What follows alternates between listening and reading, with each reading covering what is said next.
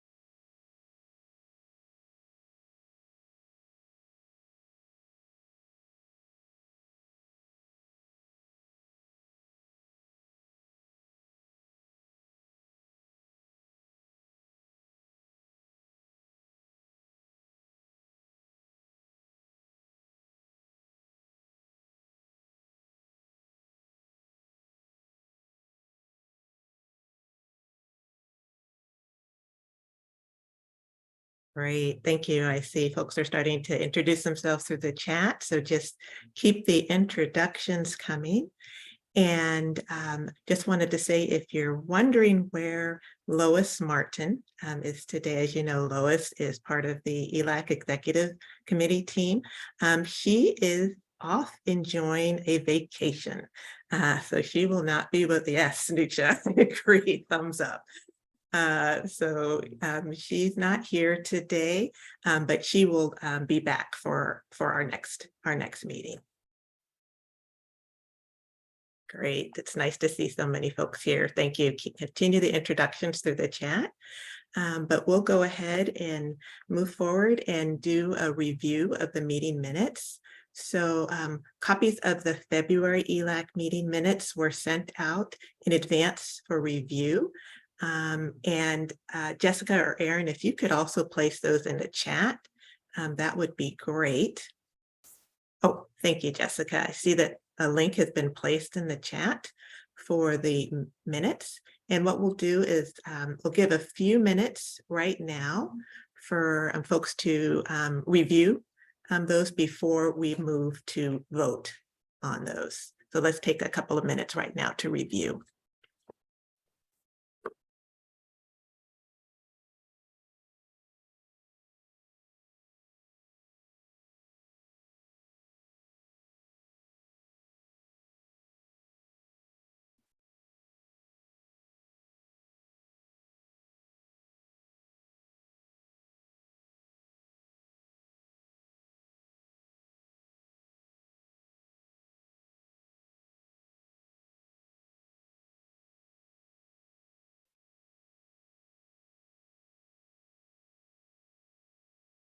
And Jessica, could you drop that link in the chat one more time in case folks missed it with all the introductions flowing? Okay, thank you.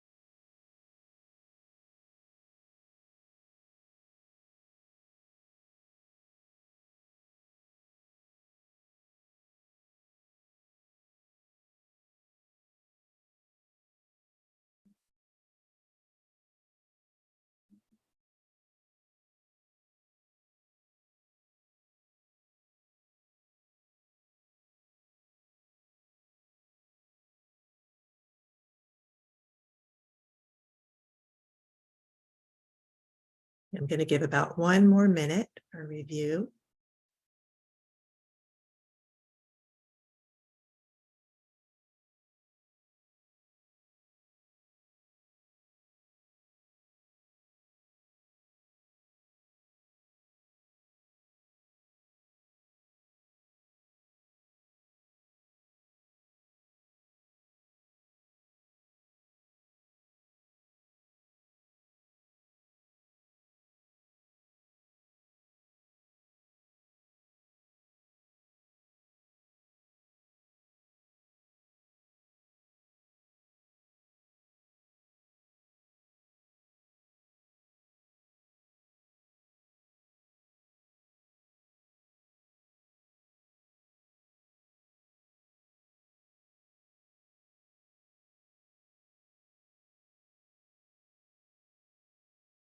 Okay, I hope that gave everyone enough time to review, and I recognize these were also sent out in advance.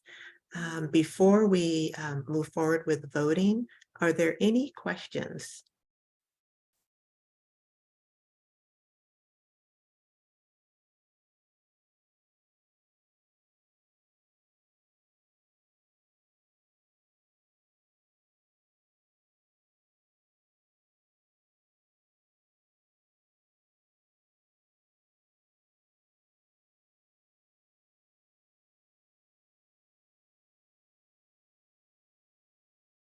Not seeing any questions in the chat. Erin, did I miss anything? Did you see any questions in the chat? Okay, great.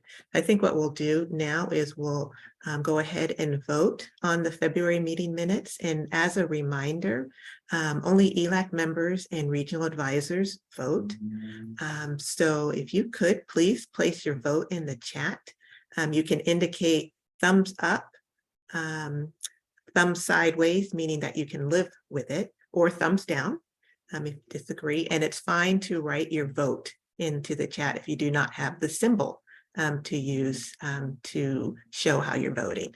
So please go ahead. If you're an ELAC member or regional advisor, go ahead and enter your vote at this time into the chat.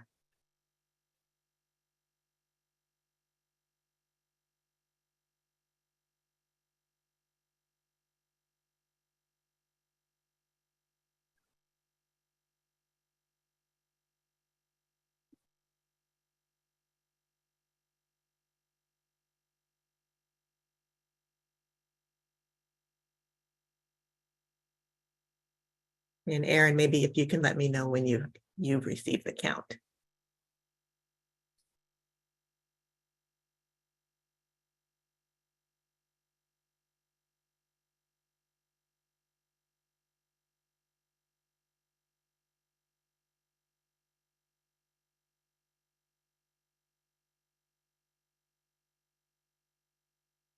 I think we're there. If not there, then within 1 or 2. So Okay, great. So if you haven't voted, please, and you're an ELAC member and RA, please continue to do so, but we'll go ahead and move on. And next up is the feedback loop. And the feedback loop is an example of a standing item at ELAC meetings. It is a way to provide updates and follow up on questions raised during previous ELAC sessions. So I thank you, Jessica. Jessica just placed a link into the chat so that way you can access this document. This document was also emailed earlier to you. And we'll take a few minutes now to sort of quickly walk through this document, just to show some of the highlights in there and then give you a couple of minutes to review it. But when you look at the feedback document, you're going to see updates from the Office of Racial Equity and Social Justice, from OIAA, Office of Innovation, an update related to the Early Learning Division structure and the new unit name that was settled on. And also I want to draw your attention to an update that you'll see on the second page of the document related to the ELAC Executive Committee recruitment announcement. And we are looking for nominations to join the executive committee. As you might recall, a while back, we used to have Shelley as a member of this team, and when she had to step away, her position was not refilled. And so this is also just the time of year where we're kind of looking at that and interested in, you know, if folks are interested in joining, to, you know, let the community engagement team know. So there's an update on the second page related to that.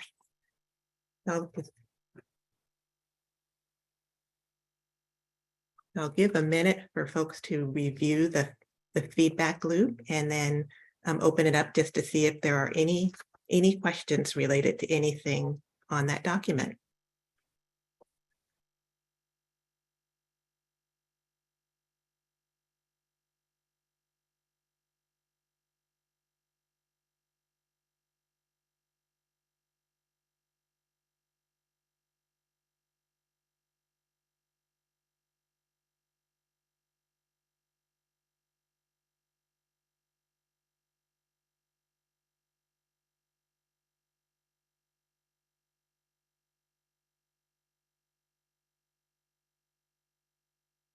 Okay, so any questions related to anything on the feedback loop?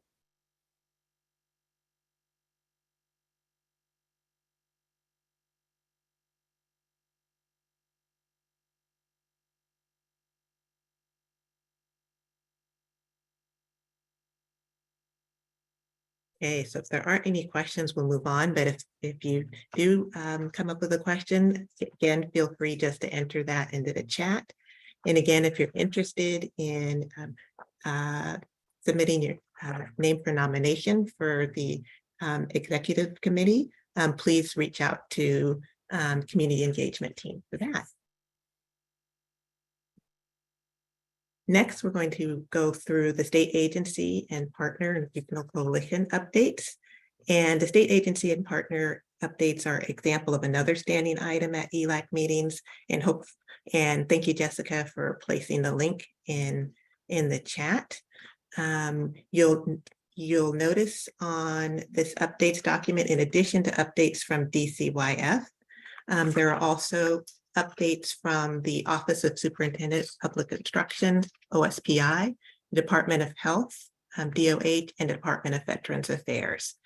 And there might just be representatives from OSPI, DOH, and the Department of Veterans Affairs in attendance here today, who might be able to address any questions that you have related to those updates.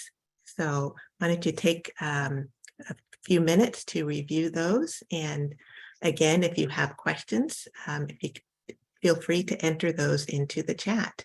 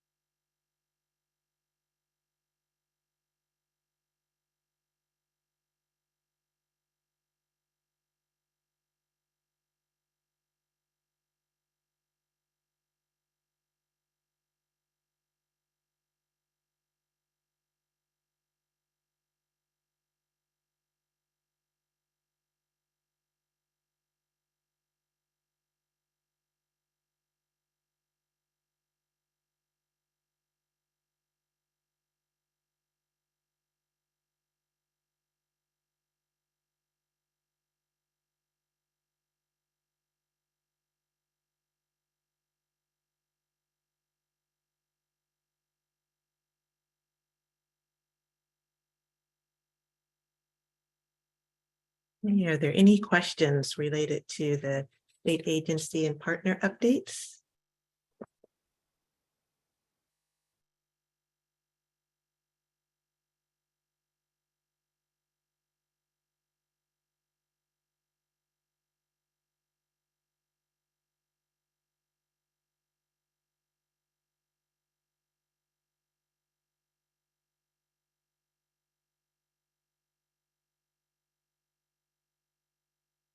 Okay, why don't we move on to the regional coalition? Oh, you've got the regional coalition updates. So again, this is another standing item at ELAC meeting, just gives an opportunity for the regions to share updates when they have them. And so you'll notice that some of the regions have provided some updates, and there are representatives here from many of the regions. So, you know, for everyone to make sure to review that document, but also I'd like to extend an invitation to any of the regional advisors who are here today, if they would like to share any additional information about the activities occurring in their respective regions. This is a great time to do that.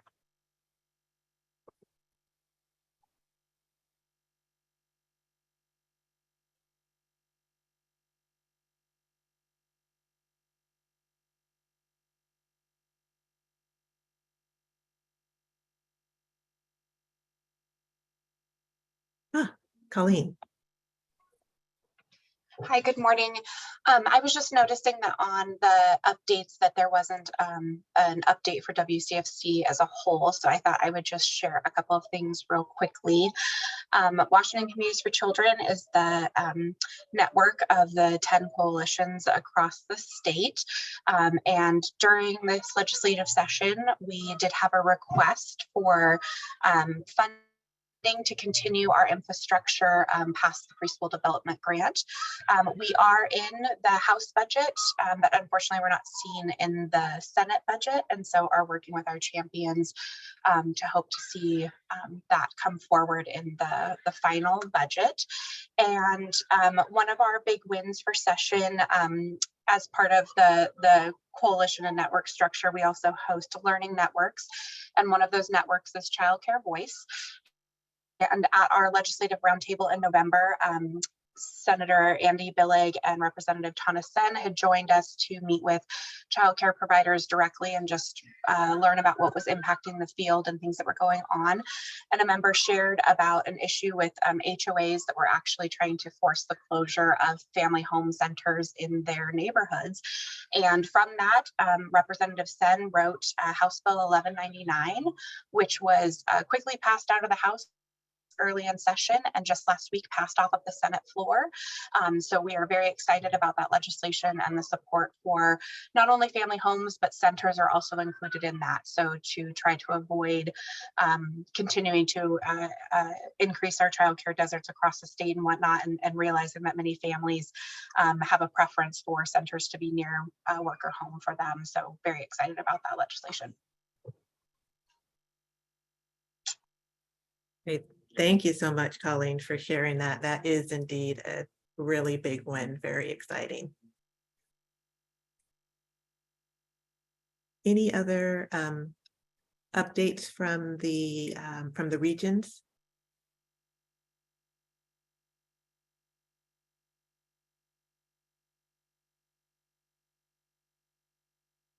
Okay, so we've got one more update, and this is actually a new one, and it's related to the temporary licensing subcommittee.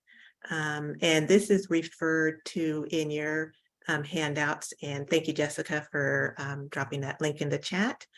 This is referred to in your handouts as the temporary licensing subcommittee tracker update. And this tracker includes the recommendations from the FSKA Temporary Licensing Subcommittee Recommendation Report, which was submitted in November 2022. This is a living document that will be updated and shared during each ELAC meeting to track progress and next steps throughout the year. So more information will be shared as it becomes available. But as you're looking at the tracker, you can see the broad categories listed in terms of translation, interpretation, and language access, transparency and trust, overregulation, and compensation and provider supports. And on that tracker, what you also see, along with the recommendations, is whether it is the priority for item for ELAC or provider supports work plan, sort of its acceptance status, along with reasons why or why not something was accepted, whether any legislative action is required, as well as you'll see sort of a category to include a timeline for implementation. Now, I'll let everyone take a look at that. And because this is such a new system that's put in place, I don't know, Aaron or Eric, if you have anything additional that might be helpful to share as it relates to the tracker. I think you hit all the main points, Enrica, but yeah, just wanted to call attention to the fact that this is a living document that will be shared during every meeting. So it will become more fleshed out and more complete as we go. And not to put her on the spot, but if there's any, if you have any specific questions about what you see in the tracker, we do have Eliza Yair here, and she is a great resource to answer a lot, not all of the questions that might come up from the TLS trackers. So if you have any questions, please do share them. But and if you have any feedback on the tracker itself as well, always open to hearing that. Okay, thank you, Erin, for giving some additional context to the tracker. So are there any questions or any feedback that folks wish to share as it relates to the tracker?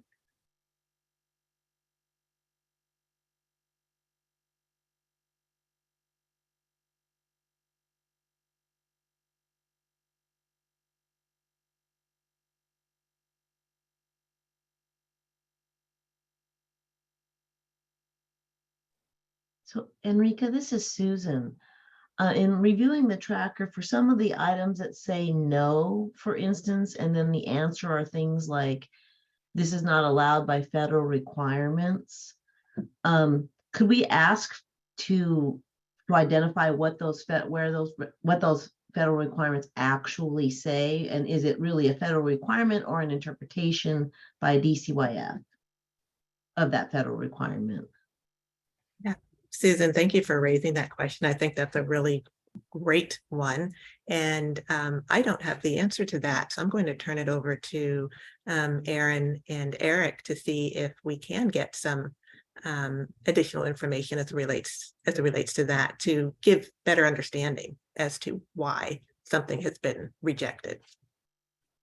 We can certainly request more context. Elisa might be able to speak a little closer to this. I'd imagine it might depend on each recommendation, how much information is available. But Elisa, do you have anything to add to that? Yeah, absolutely. So, and correct me if I'm wrong, Erin, but I believe that we put, I mean, I know that we sent more information about the conversation with the federal representatives, might have been included in a previous feedback loop. But if it's helpful to link to maybe like the specifics, we can maybe link to it in the tracker. And Susan, yeah, thanks for bringing that up. I know we've talked about that a lot in the subcommittee itself, like in the process. And the final answer from the feds came after the subcommittee meetings had ended.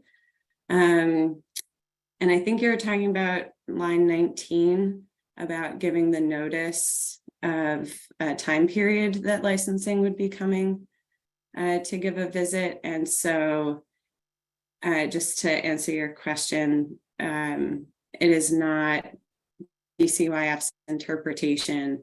It is the Fed's interpretation of their own rule. And we did ask if they would bend, like if that was something we could do, and they said no. Okay, thank you. The other question that I have is was any of these answers that are to the recommendations, were they discussed at ELAC or somewhere, or are all these decisions just made internally? So the process so far, right, and as they mentioned, this is a new process for us and we're just kind of at the beginning of it, is that internally at DCYF, the recommendations were discussed. These are our, like DCYF's first responses. There are a number of places where, we have further questions and would like more details to figure out like if things are implementable, wanting to partner more on the details of what the recommendation is. So far that's been the process, and this conversation, and then I think again tomorrow at the provider supports subcommittee are places where further collaboration would happen. But so far this is just DCYF input. Okay, so then this is not like the final done deal response. No, Okay. not at all. Thank you. So, no, go ahead. Go ahead, Nancy. Okay, so number 7, which I believe the answer probably is no, I don't have a problem with that, but it does say there that dictated by RCW and WAC. I think in response, it might be nice to have the RCW and the WAC so that if anyone's interested to be able to go look it up. That's a great idea. Yeah. So more details about or linking to the various parts of the rules or requirements. Right. And Yeah. can I, oh, I was supposed to raise my hand, sorry. Oops. Well, why don't we let Claudette go first, because she did have her hand raised, and then Kathy go next. I had a question on 11. Do we know what agencies the providers were referring to? I can guess, but I'm wondering, do we have that somewhere specifically?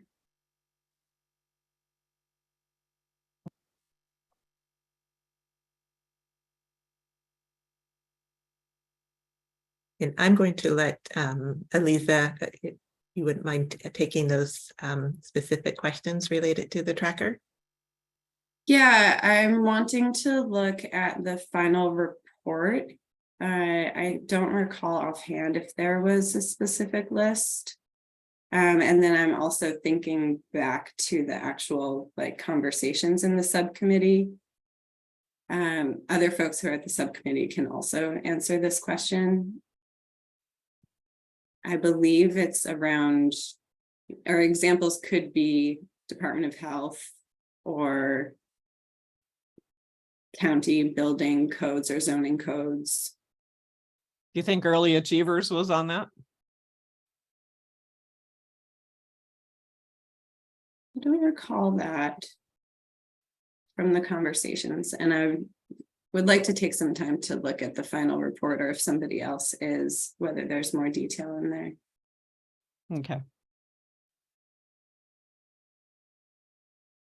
Because I understand DCYF's answer because they don't have authority over those, although I think they do actually have some authority over early achievers.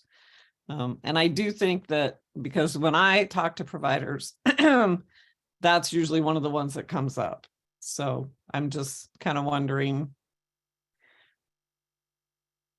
if that's what they were asking, and maybe why is that no? I think that's a great question, Claudette, and I'm seeing, thank you, Erin, for indicating that this is definitely one to provide some follow-up on. Let's see, Kathy, I see you have your hand up. Thank you. I was looking at that back on that number 7 regarding CPS, and I think that some of the language that we might want to look at is there is a disconnect between what actual policy is regarding CPS investigations and what actually occurs as procedures in the field. And I think that that may be a real challenge that we need to look into. And I don't know if provider supports is looking at this tomorrow. They might be, but that's something that I think we need to really look at, because what I've heard from the field, have experienced firsthand, that the actual policy does not match what the process is.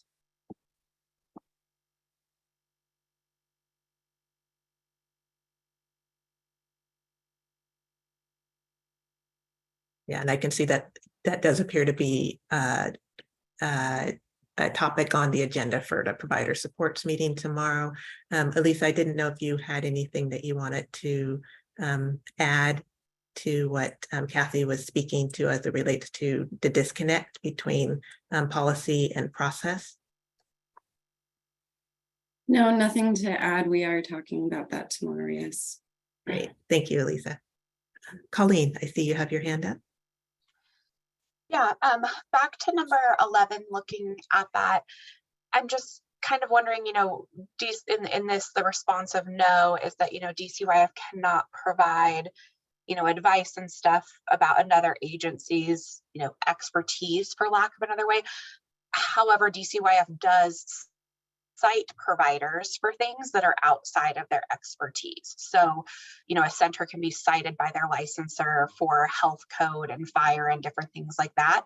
So I mean, I don't expect you to have the answer to this, but the follow-up to that is, then why does DCYF act on the authority, even if they're not the experts in that?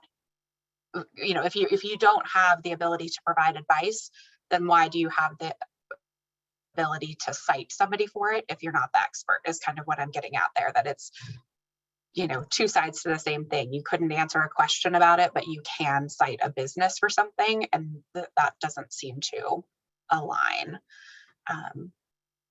You know, Yeah, Colleen, that makes sense. I mean, the recommendation is that licensors would be able to provide information in writing, not necessarily advice. And so the written information would come from the other agency with their scope of authority. Yeah, so maybe that's where the confusion is on the. Yeah, I think you said it well. It's calling out what is DCYF's actual scope of authority. If they don't have authority to inform people about something because it's not their expertise and they're not the ones that have that documentation, then why do they enforce those policies? You know, it's outside of their scope is what it comes down to.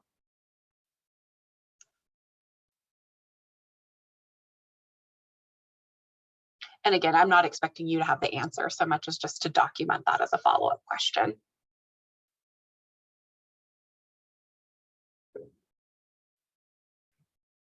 Great, thank you, Colleen. Any other questions related to the tracker?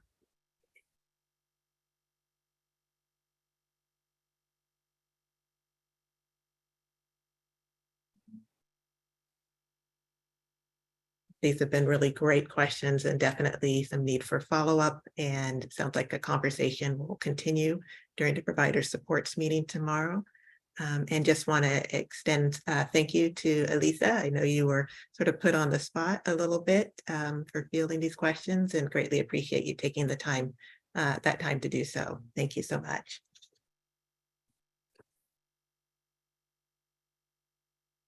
So if there are no further questions here, I think we're going to move on to our next agenda item related to the early learning needs assessment. And we have Matt Judge and Tracy Kenny here today. And they're going to provide feedback to help determine which topics in the 2020 statewide early learning needs assessment are still relevant. We're also going to hear award details of the 12 proposed projects in the new preschool development grant planning grant. So I'm going to turn it over to Matt and Tracy. Thanks, Enrica. It is actually going to be Delta and I today. Oh, so thank you. Switch there. You know, it was pretty hard to keep Delta away. She loves y'all as much as I do. So, but it's going to be she and I. And of course, thanks for having us. We are always so grateful to come to ELAC, and as a former child care owner and director, and then school district and early learning and ECAP director, having conversations like this is why I chose to join the ECAP team at the Department of Early Learning. which feels like 100 years ago, back in 2015, but now here we are at DCYF, and I am joined again by Delta, and I'll let her introduce herself before we go much further. So, Hi, there you everyone. are.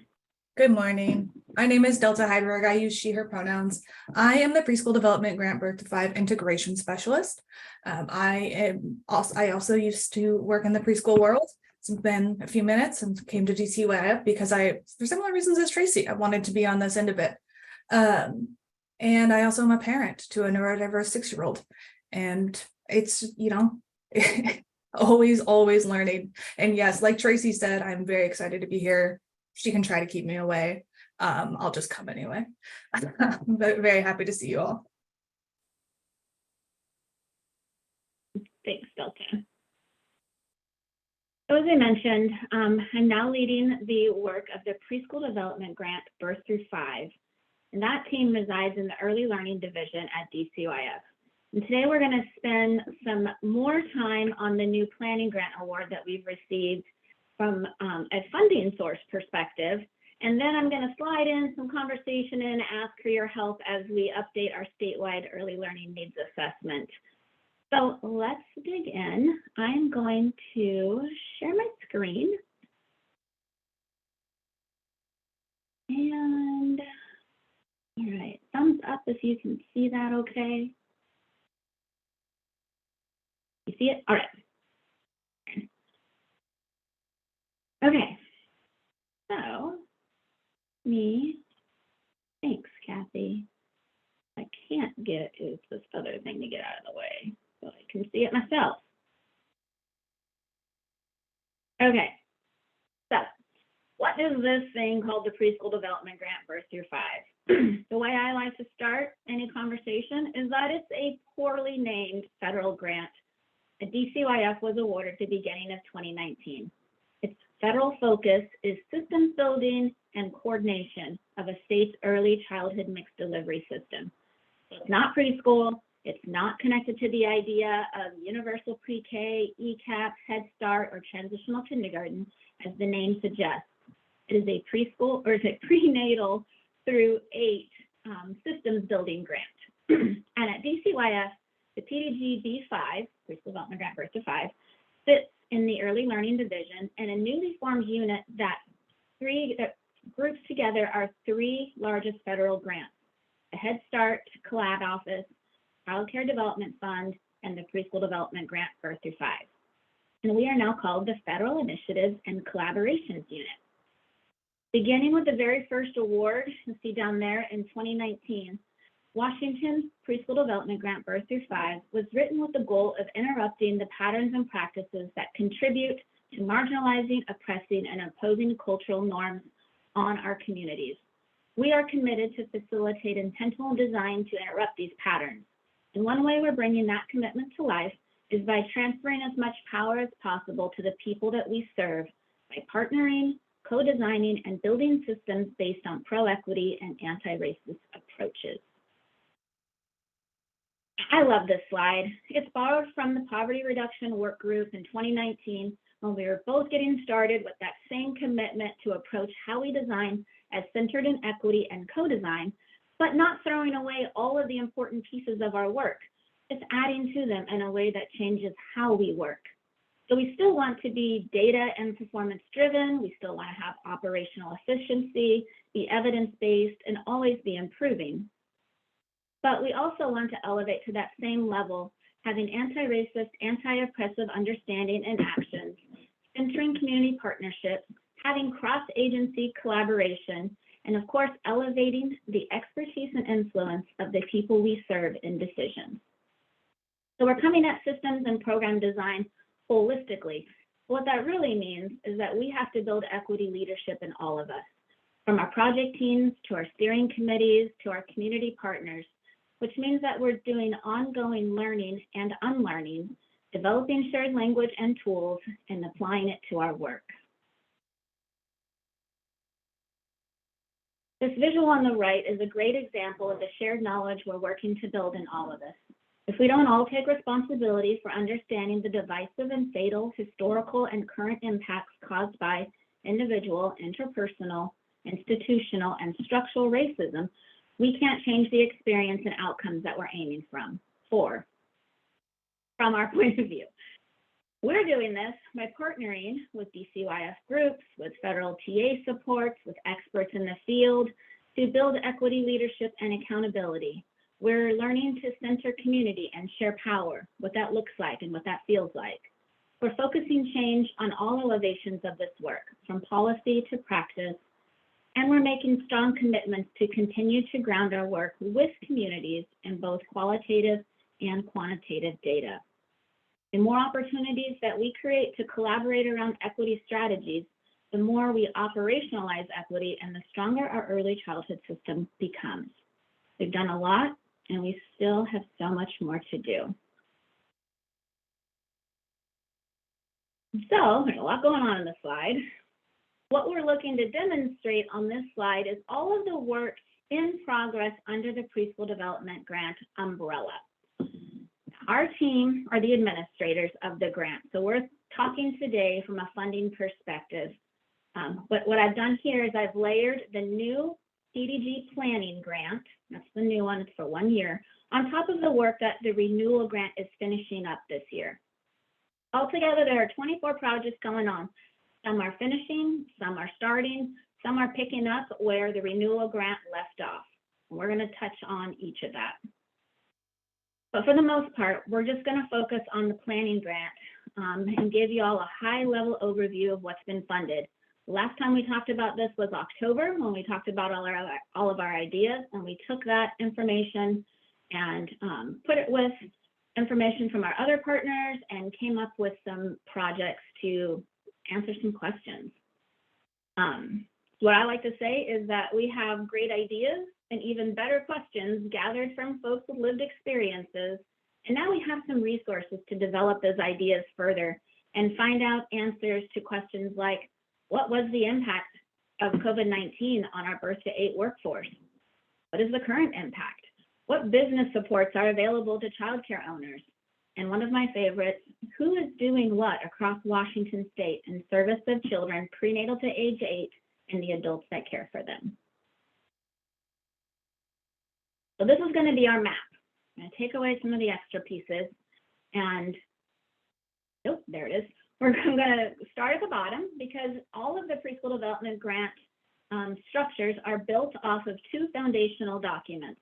One is the needs assessment and one is strategic planning. So we're going to start with the needs assessment.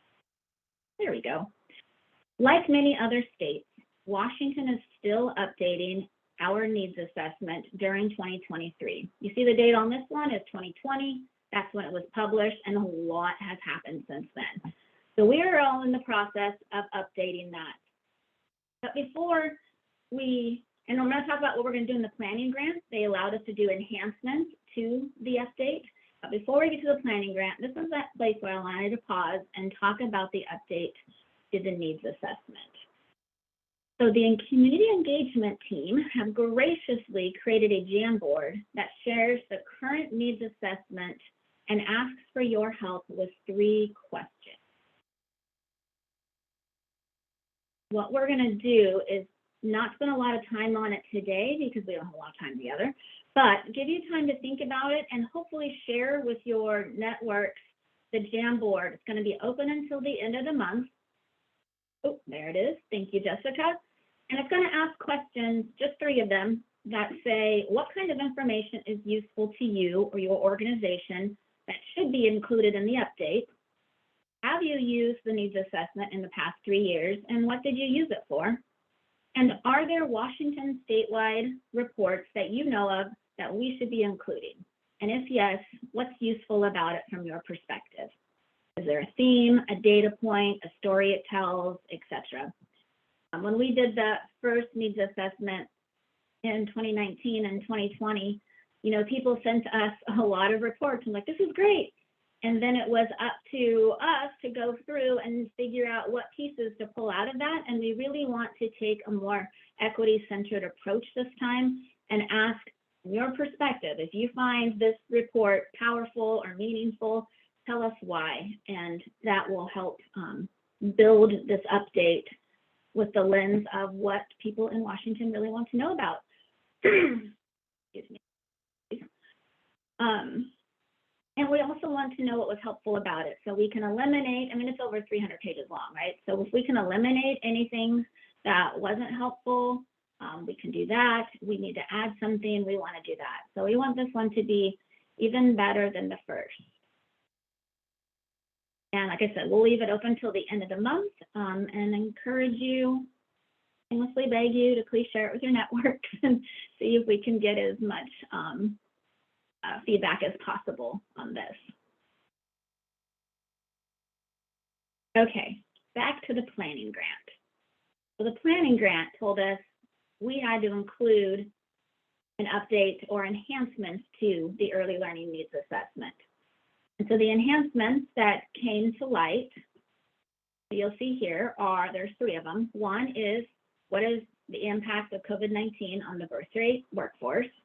The second one will be a birth to 8 landscape analysis of all of the work that is happening in service of children prenatal to age 8 and the adults that care for them. And then we're doing a workforce landscape analysis that will be a comprehensive analysis that will compile the training and qualification requirements for various career pathways, identify intersections, eliminate duplicative training, reduce confusion, and streamline career advancement. One thing I'd like to say here is that this work, all these projects, like the other 2 preschool development grants that we've had previously, the work happens in divisions and on teams across DCYF and sometimes even with OSPI or Department of Health and with community partners. And so what I'm providing is that funding source view. The programs themselves will come back and are probably already working with you on some things. So that's where you'll hear more details and where you'll get the updates of the work as it's progressing and moving forward. Back to our map, built off the needs assessment is strategic planning. And so in Washington, our strategic plan is better known as the Early Learning Coordination Plan. And like the needs assessment, we are still finishing the work of the Early Learning Coordination Plan in 2023. But thankfully, we were able to propose an enhancement to that as well. And so after we are done with the updates to the needs assessment, that will give us opportunity to make recommendations to support the birth through 5 workforce, to strengthen the workforce, and to enhance coordination. So that'll be out at the end of the year. That'll be one of the last things that come out because we'll need the data from the other projects. Okay, activity 3 is called Maximize Parent and Family Engagement, and that centers families and their work. We have 4 projects in activity 3. The first 2 focus on deepening Help Me Grow's work to coordinate resources and referrals for families, to increase parent and family access to the paid family medical leave benefit, and to strengthen the connection with Child Care Aware of Washington. And then the other 2 will support culturally responsive updates to the play and learn model, such as working with migrant and tribal caregivers in the Yakima area to develop new approaches to developmental screenings and to broaden the reach of a really cool texting app called Quick that allows the caregiver to have a text conversation with an expert in early childhood development.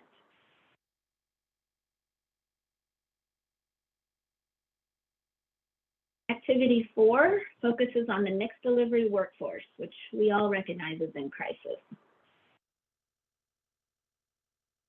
We're going to complete an analysis of available business supports for childcare providers based on the shared services project that is already happening with preschool development grant dollars.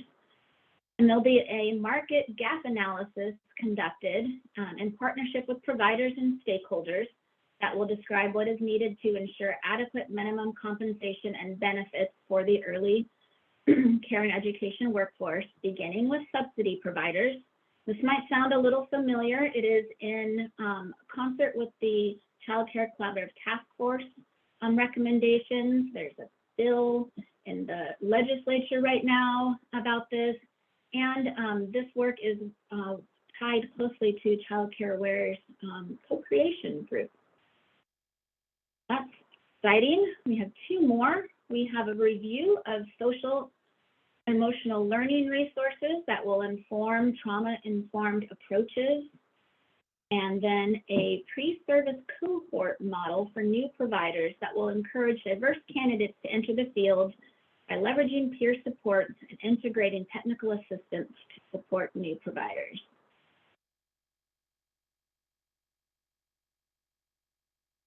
Oh, there we go. Activity 5 is about supporting program quality. And here we are investing and continuing to invest, because we have been doing this since our very first preschool development grant, is enhancing our data systems at DCYS. We are integrating the workforce and training registry called Merit, and then the licensing data system called WallCompass into DCYS cloud-based systems. So they can all talk to each other, and so that when you all have data requests, we can actually fulfill them in a way that is timely. We're also going to integrate Washington's pyramid model into professional pathways, into onboarding and creating a foundation and toolkits that can connect that trauma-informed care and social emotional learning to the pyramid model providers.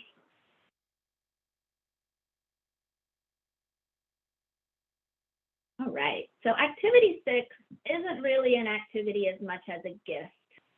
One of the many things I appreciate about this grant is not just the focus on building infrastructure, but elevating the importance of funding evaluation activities. This is where we get the data that shows the impact or possible impact of a project. And this is how we tell the story. And the team is pretty amazing as well. This is the renewal grant evaluation cycle, because the planning grant has just barely started. But I thought it was a good visual that shows the process that has been used over the last couple of years. We have a data collection, analysis, and then reporting process that the team at OIAA uses.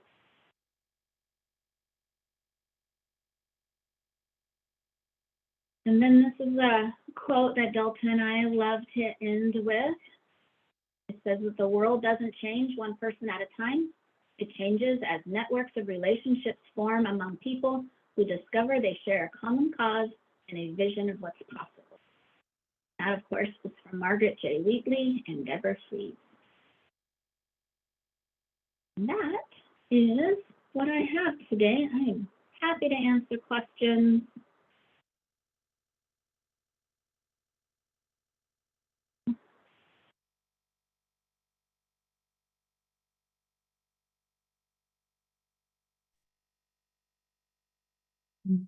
Tracy, just to let you know, I did see a comment or two in the chat. All right. One was from Susan, and I'm checking to see if there's another. Yeah, thanks, Susan. Significant investment. Here. And what we're hoping is that, well, this is what we learn, right? What we learn is that how to invest, where that money should go.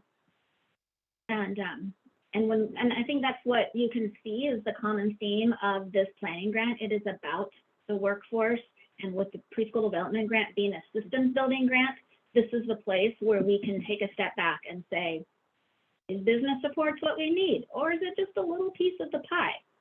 What are those other missing pieces? And this, our evaluation team was like, Tracy, you know, this grant is mostly an evaluation activity all on its own. It's all research questions, and it is. And the hope is, the plan is, that we're going to take this research that we're learning this year, over the next 12 months, and we're going to apply again for a renewal grant where we will get 3 years of money to invest in the system. that is a conversation that we will all have together, ELAC and the steering committee that's going to come together to look at what we've learned and decide how we want to move forward as a state and where those investments should be. Should it be in investing in some promising practices? Should it be investing in building some more supports? Like, where should it be? That is the whole point of this year, is to get to the bottom of some of those questions. Hey, Tracy, no disrespect intended, but I think we already know most of that. I mean, it's evidence. I don't think we need more study or research. I think what we need is actually work being put towards how to, because we know what the investment is. It's really basically funding the system to a higher degree. So I part of my frustration, but it feels like another one of those check the box things that we're doing this work, but we keep kicking the can down the road in terms of what it's going to take to shore up the sector. It's not some of these things we're talking about right now. It's literally looking at the system, not how can you provide us supports for individual businesses, because we know what we're doing. We're experts in the work that we're doing. What we're not getting is the level of support that we need from the state, well, local, state, and federal government. So anyway, it's frustrating me because we've been through this pandemic and we thought some of the muscle memory of how government conducted its own business was going to change, and it doesn't feel like that's happening. So anyway, thank you for listening to my comments. Yeah, oh no, thank you for saying them, Susan, because what we need is that perspective. And maybe can I reach out to you and ask you some questions for the needs assessment, because we need to be able to tell the story, and I'm sure you have, but we have to tell that story in every place we can, right? Like, let's just keep saying it. Yeah, I'm happy to help in any way that I can. I just want to see the needle get moved forward enough and in the right places and in the right direction. So thank you for that. I look forward to hearing from you. I will get your contact information. That is what we need to learn. And yeah, Tracy, there was a question in the chat from Kathy. You mentioned the word "we" often when referencing this work. My question, coming from a point of ignorance regarding this process, who makes up the "we" in the final analysis recommendation? You're right. I say "we" a lot. And the reason is because I don't believe that any one of us or any group of us have all the answers. And the preschool development grant is a compilation of so many subject matter experts, and I'm talking people, lived experts, talking childcare providers, not just DCYF folks or other agency people, right? And so when I'm talking on behalf of the preschool development grant, I'm talking on behalf of a lot of people. They all have steering committees or advisory groups or co-creation groups. And so it is a bit of a catch-all phrase. What we're doing right now, which I hope will be helpful, because I have a hard time like putting into words who the "we" is, because it's so many people. I'm doing a visual right now of all of the advisory groups for the different projects, who is supporting whom, and how those are all connected. And so I hope to have that done and back to hopefully you all by the next meeting. But thank you for voicing that, because it's a lot of people. We have 24 projects going right now, and it's a place where all I can say is "we." So I will come back with more. And yes, copy of the presentation, absolutely. And don't forget about the Jam board. That's the place for those thoughts to come in. Like, what are the needs? If you didn't use the needs assessment, that's okay. What would you use it for if it was helpful to you? The hope was always to, for childcare providers, for anyone across the state, if you needed to go to that one spot that has statewide level information, so it's not going to have information specific to the Southeast region or the Northwest region, it's any report that's statewide, and then qualitative data from conversations that we've had like this. It's all in one spot there for you. And if you want to learn more, there are links to the actual reports it came from. And so that was the hope, is to get all of the good work into one spot. If you know of more good work, or if there's something missing out of here that you think would be handy in the next 3 years, please give us your input.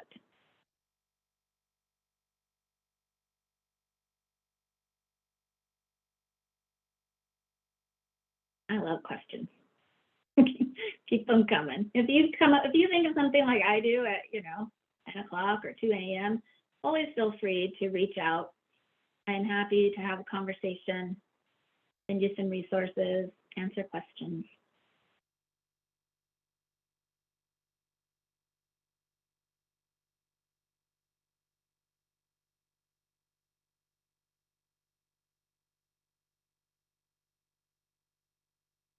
All right, well, thanks for having us. I look forward to coming back in a couple months and sharing all the progress.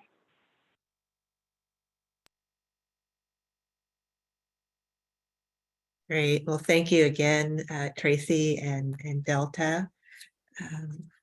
And it looks like we are a little early, so I wanted to check in with Aaron or Eric just to see if Vicky and all members of Vicky's team are here, and perhaps we can just move right on to the next agenda item, or should we take a 8-minute break and come back at 11:30?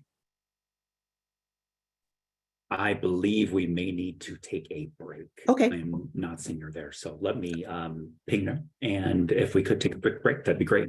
Sure. So it's 11:22 right now. So why don't we all come back at 11:30, and by then Vicky and team will be ready to go for the next agenda item.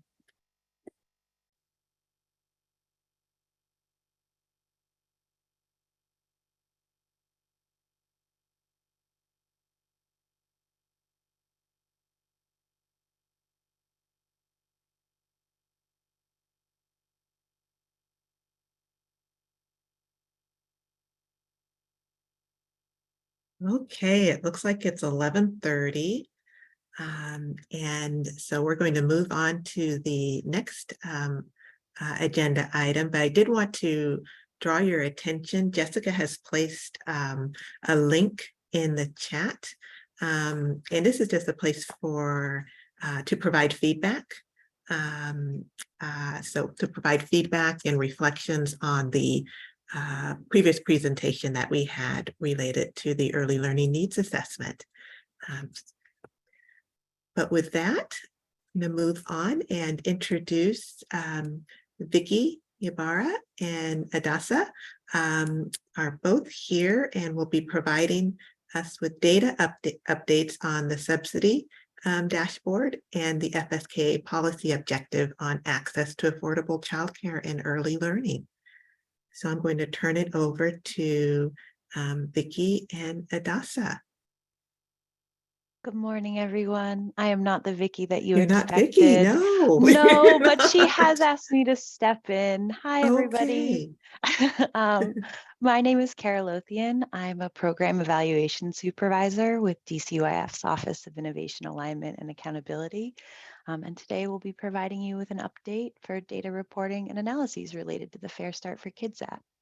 We'll start with a portion of the presentation prepared by our in-house team, and we'll have them do introductions. It will focus on the continuity of care analysis. Adasa, then Justin, could you introduce yourselves? Hi, everyone. Good to be back. My name is Adasa Badravatrayan, and I'm a program evaluator at DCYF, and I work on the Fair Start for Kids Act project. Hello, I'm Justin Seppi. I'm an FSKA analyst over at OIAA, working with Adasa to help with the evaluation. After Adasa and Justin share, we'll transition to our partners at Washington STEM. Min, could you introduce yourself as well? Sure thing, Kara. Hi, all. My name is Min Huang, but I'm the Impact Director at Washington STEM, and we partner with Department of Children, Youth, and Families on iterating dashboard, especially for the Fair Start for Kids Act activities. Thank you, and thanks everyone for having us today. Now we'll get started. All right, so we have an agenda slide. So yeah, we're gonna introduce a new analysis today. Each time we come, we talk about one thread of the evaluation. And so today we're gonna be talking about an analysis related to childcare access. We're gonna present what the model looks like and some preliminary results. And then Min is gonna talk about the subsidy uptake dashboard. Next slide, please. Before we get into the new analysis that we wanted to talk about today, I did just want to reorient everyone back to the FSK logic model. So the FSK logic model starts out by outlining the 4 policy objectives of FSK, which are to advance racial equity, expand access to early learning and childcare, to promote kindergarten readiness, both academic and social, and to stabilize the workforce. The next column, the activities column, is all of the different strategies and activities that DCYF program staff and their partners are implementing. And the outputs column is all of the foundational and descriptive data that they collect. So how many grant applications were there and how much money went out and things like that. And then the last column, the outcome metrics, that's where the FSK evaluation primary lives. We look at things more broadly and in general related to those 4 streams of the policy objectives. And we like to start off by showing this logic model every time we come, just as sort of a grounding practice. And it's looked like this since August of 2022, hasn't changed very much. So although we did drop the draft from the title, we still are always welcoming feedback. So just keep that in mind. In the next slide, just one last little refresher before we get into the analysis. So we, the last couple of times we presented on the different FSK streams. So a few times back, we presented about the equity stream of logic and we looked at childcare expulsions. And then a couple of times after that, we talked about the workforce stream, where we showed you some graphs about provider churn and just talking about which ones were the best one. And so if you want to turn your attention to the star, we're going to be talking about the access stream today. Next slide. So let's talk a little bit about access and some background information. So we know both from lived experience and research that childcare subsidies can help children with development and learning. We also know that childcare subsidies help parents go back to the workforce.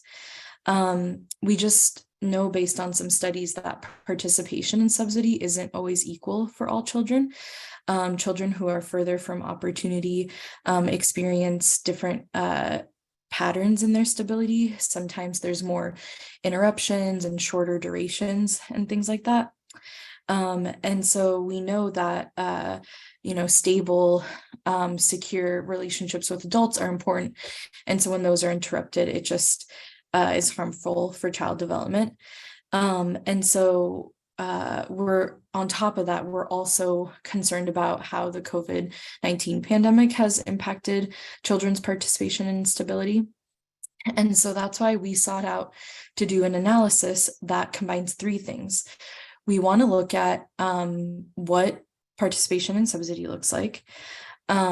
We want to see how that differs for children who attended care in high COVID impact areas and children who attended care in areas that weren't as highly impacted by COVID. And we want to just see what this looks like over time. That's kind of a little abstract. It's a lot of words. So we kind of wanted to show you what this looks like visually in the next slide. So here we have data, subsidy data about children's monthly participation from 2017 of January all the way to November of 2022. And you can see the blue marks where that time frame is before COVID, the red is during COVID, keeping in mind that FSK began implementation in July of 2021. And the green sort of shows like post-COVID. The marker that we used for that was the proclamation emergency ending. And so we're going to be applying this frame of pre-COVID, during, and after for all of our results. So let's look into some of the first preliminary results. This is what the preliminary results look like for longest span. And just so that you all know, there's going to be 4 bar charts that we show. This is the first, and it's going to follow the same pattern. So it's going to be bar charts that compare children who attended care in high COVID impact areas and children who attended care in areas that weren't as highly impacted by COVID. A measure of stability. So this one shows longest span, which I'll define in a second. And then we have that colorful frame from the previous slide of pre-COVID, during, and after. So longest span, well, basically a span is just the number of consistent months participating in subsidy without an interruption.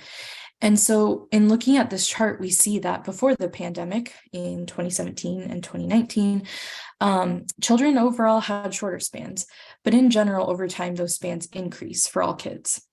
During 2020, though, sort of a critical period, we see that children who were attending care in high COVID impact areas had shorter spans compared to children who were attending care in non-high COVID impact areas. But in 2021, we see that those span lengths increased for those children further from opportunity, and those spans even became highly or slightly higher than children not attending care in those high COVID impact areas. And these positive trends continue into 2022. All right, let's take a look at another preliminary result. So this one's about provider changes. Provider changes, I forgot to mention that in the slides earlier, we were looking at months, and this one looks at the number of times. So this is just provider changes is the number of times children switch providers within a year. And we see that children attending care in high COVID impact areas on average experience just very slightly more provider changes compared to children who did not attend care in high COVID impact areas.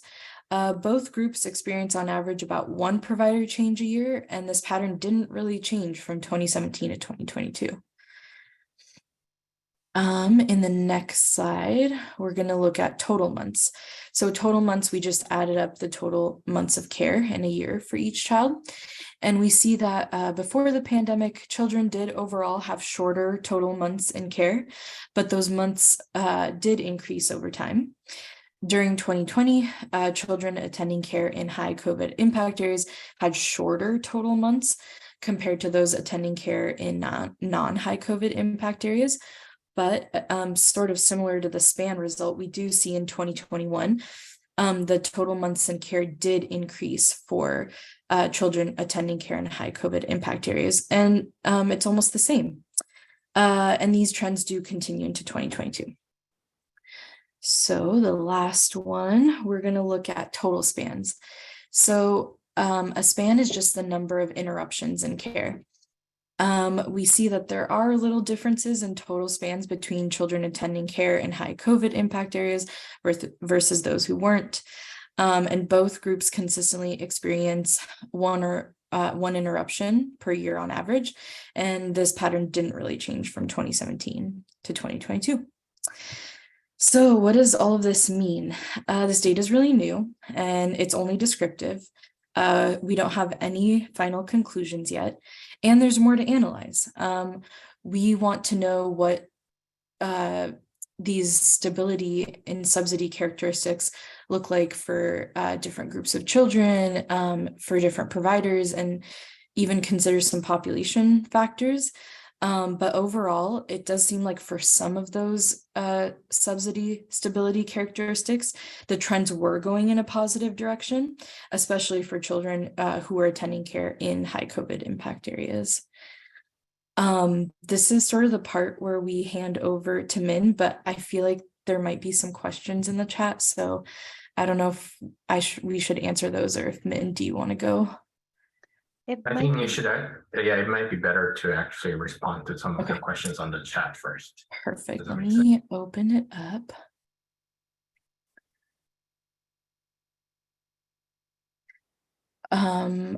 So they're actually, we don't know statistical significance. These are just descriptive data for now. So yeah.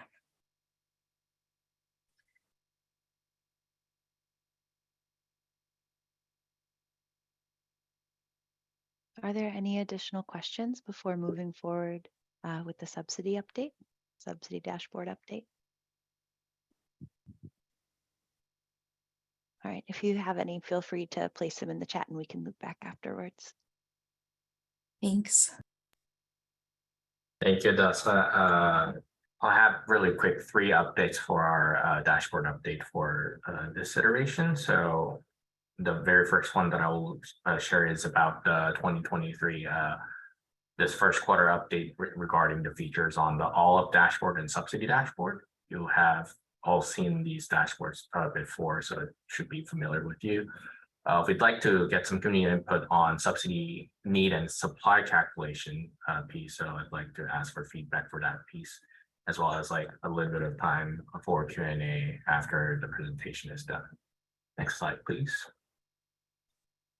So for the all-up dashboard that you have seen already has done one more iteration on 3 different changes or revisions.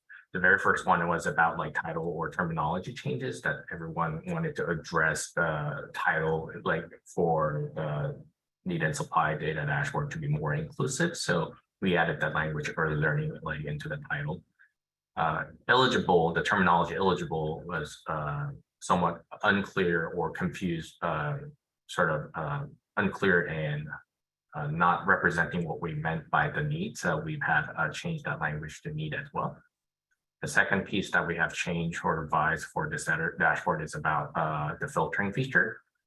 If you click on age groups, like in the previous version, you were only able to click either infant, toddler, preschool, or school age group.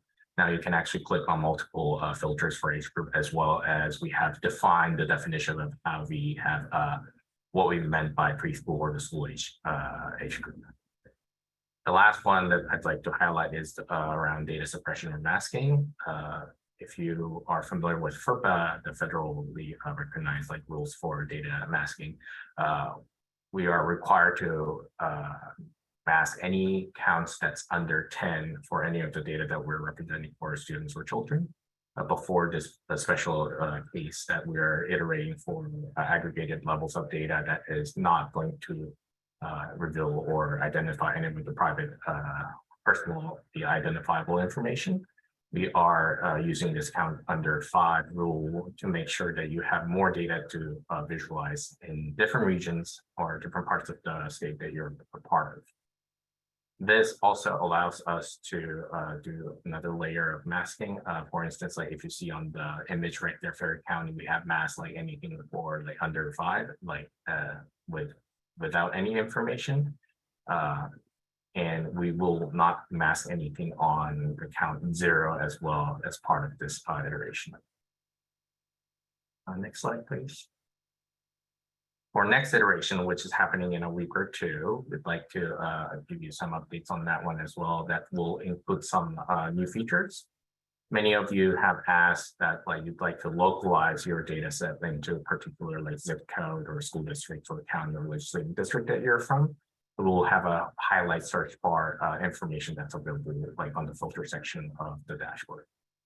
We're also working with DCUI FOIA team to understand if there's any leverage that we can take on statewide longitudinal data. So we are looking forward to having this conversation again on iterating a trend analysis of the supply and need and supply information of the childcare in early learning settings across the state in the future. Next slide, please. And the update that we have on subsidy dashboard is on this demo. If you go to that demo, you'll be able to see this estimated childcare and early learning subsidy uptake dashboard information. The updates have been made as almost as same as the information that you have seen on the all uptake dashboard. And can you go to the next slide, please? And the only difference that you will see is how we calculated this information, since it's only iterating the subsidy need and supply information. The current calculation includes working connection childcare programs as well as WCCC plus, including early Head Start, OECAP, ECAP, and travel Head Start, with the rules of eligible criteria, including the ones under or around 60% SMI, as well as like qualifying work and academic requirements. This gets a little bit tricky because we have to exclude programs that are considered in the standalone programs, including early Head Start, early CAP, and ECAP. So for today's conversation, I would really like to get some feedback from ELAC members and general public that is that feasible or is it not feasible to include or exclude early Head Start, early CAP or ECAP in this calculation. The reason why we're asking this information is if you are including the early Head Start, early CAP, and ECAP to this inclusion criteria, it'll inflate the number of the subsidy uptake dashboard so that the pie that you're addressing will be bigger because you're including all the programs. Whereas the current information that you'll see on the subsidy dashboard, really considering like anyone who's only using the subsidy programs and not disregarding the fact that some may have switched programs over from ECAP to working connections childcare programs like within the year of we're iterating the data. So on the chat, we can have this conversation as well as I'd like to hear any questions or feedback that you have on the two dashboards that we have iterated today.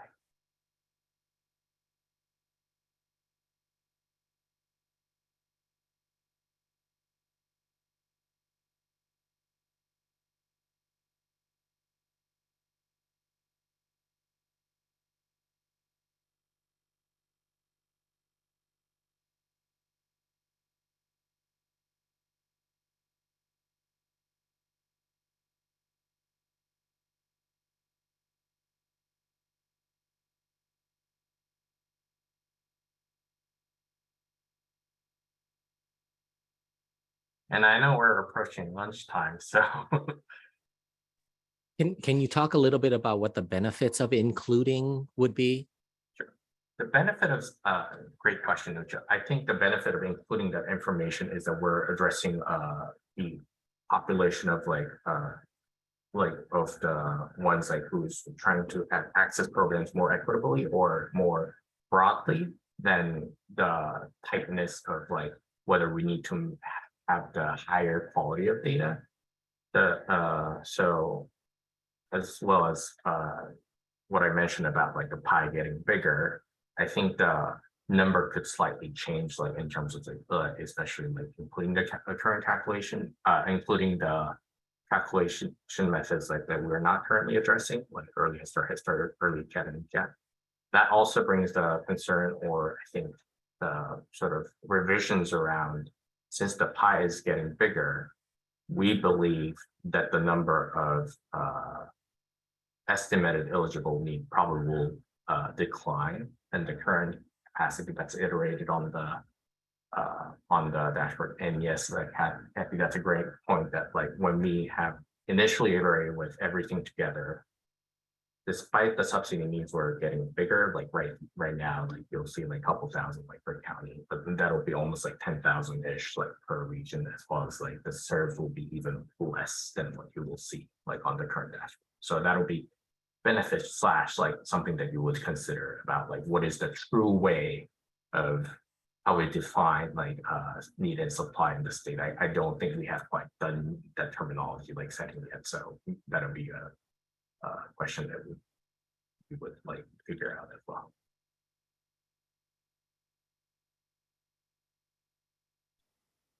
And Adasa, is there a way to filter the data in the dashboard? That is another thing that we could think about, as like we may want to iterate like 2 different versions of the dashboards so that people can actually choose whether you'd like to have a calculation that's only addressing WCCC related programs or WCCC plus. So that's also a possibility. Yeah.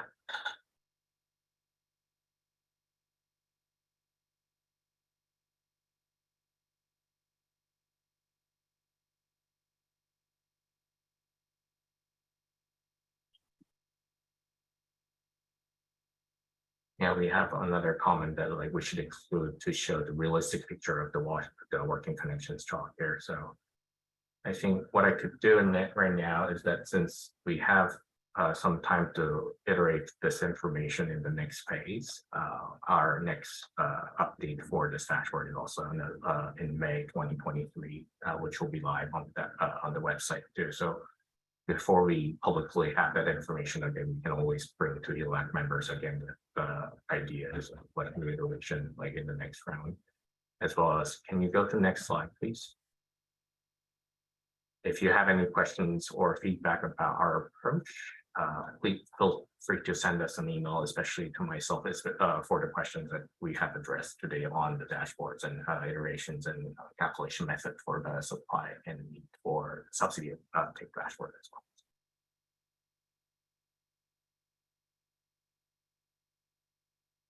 Are there any additional questions for Min, Adasa, or Justin?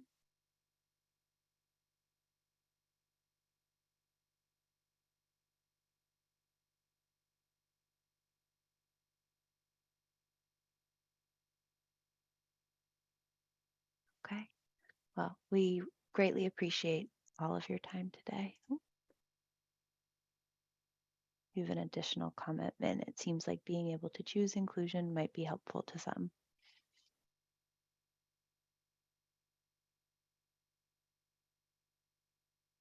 Thanks, Ninja.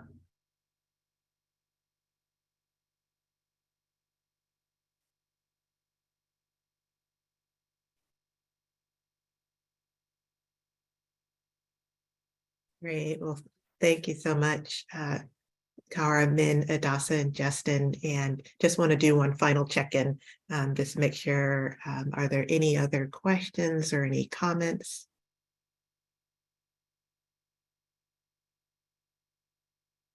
There is. Susan, go ahead. Yeah, the question I was wondering about is some of this data, is there a way to capture the families who may not qualify for working connections, but who also can't afford care? That's what I'm wondering about, because that's really where the gap is in terms of affordability and access. I mean, it's not the only gap, but you know what I'm saying? Is that we can capture working connections data, but what about all the families that fall between those who can afford care and those who qualify? Good question, Susan. And Justin and I may defer this question to you because there is a filter. Well, the current estimates that we get has a filter that we can choose whether the families qualify for work requirement or not. I think we can answer that question, but I'm not really sure about the other piece about like whether families can actually afford working connection. Yeah, thank you, Min. So yeah, just to reiterate what Min just said a little bit, for that subsidy uptake view, we could add in more filter options to allow to filter and focus in on groups that may not qualify because they don't meet the working requirement needed for working connections, the family work requirement. In terms of affordability, we do have data that we put families based off their household income into different buckets based off their the state median income. And so if you have those kind of questions, a good resource would actually be the other dashboard that we published, the need and supply dashboard. And actually, I'll grab a link to that and throw it to the chat here really quick. But that one you can filter by more income variations. So that way it's just not looking at those that would fall under the working connections, 60% of SMI. The one thing that one dashboard lacks is that working requirement on that one. So that is something that I think we can take back and kind of maybe brainstorm some way of allowing for that more nuanced look into subsidy for sure. And then does that working requirement include whether they're in school or not? Because I thought you could be a student and it does. Okay, thank you. Yes, it should. It should. And I will say one other thing, the data that we use for modeling this, one thing that we are also looking on is getting more accurate information about potentially private pay in terms of who could maybe be, because one of the things the data tries to do is estimate the number who would be maybe on private pay for childcare. And we're finding that, trying to get a more accurate look using more survey data that we have, that our partners have access to. So we're hoping that in future iterations, I won't put a timeline on that, so I don't get held to anything, but hopefully within some time in the future.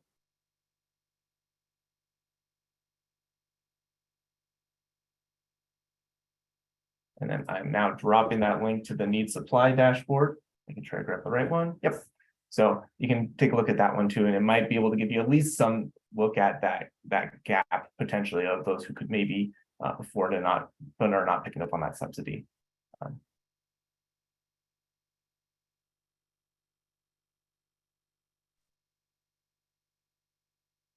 Thank you, Susan, for that question, and Justin and Min for the explanation.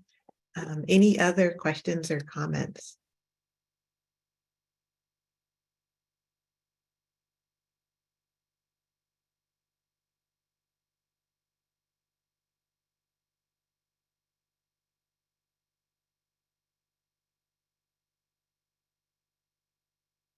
Okay, it looks like there are no additional questions or comments at this time. I believe Jessica dropped a link into the chat to a survey. So if you have any additional feedback or reflections about the presentation, please just click on the link and add questions, comments there. It is 11:59, and so our next agenda item is lunch. So we have 30 minutes for lunch. Oops, oh, looks like there's a question that's just came up in the chat related to the presentation. Let's see. Looks like it's from Debbie in terms of, okay, great. Thank you, Adasa, for addressing that. Yeah, so we're going to break for lunch at this time, and the meeting will resume at 12:30. Thank you, everyone.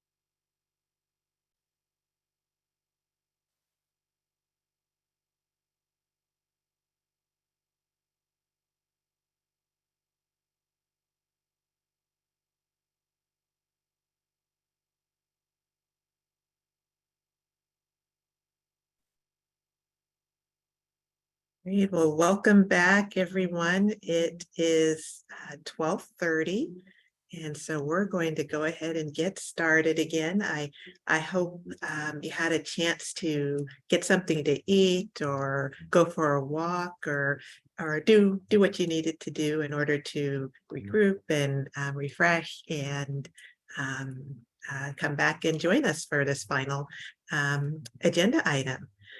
And so this afternoon, we have Nicole Rose and Genevieve Stokes here with us today to provide an update and discuss the landscape and general potential outcomes from the 2024 legislative session, including the governor's budget. So I am going to turn it over to, I see Genevieve, I don't see Nicole. Is Nicole here as well? Yeah, I think we're both here. Thank Okay, you, perfect. Enrica. Just wanted to check. Great. Perfect.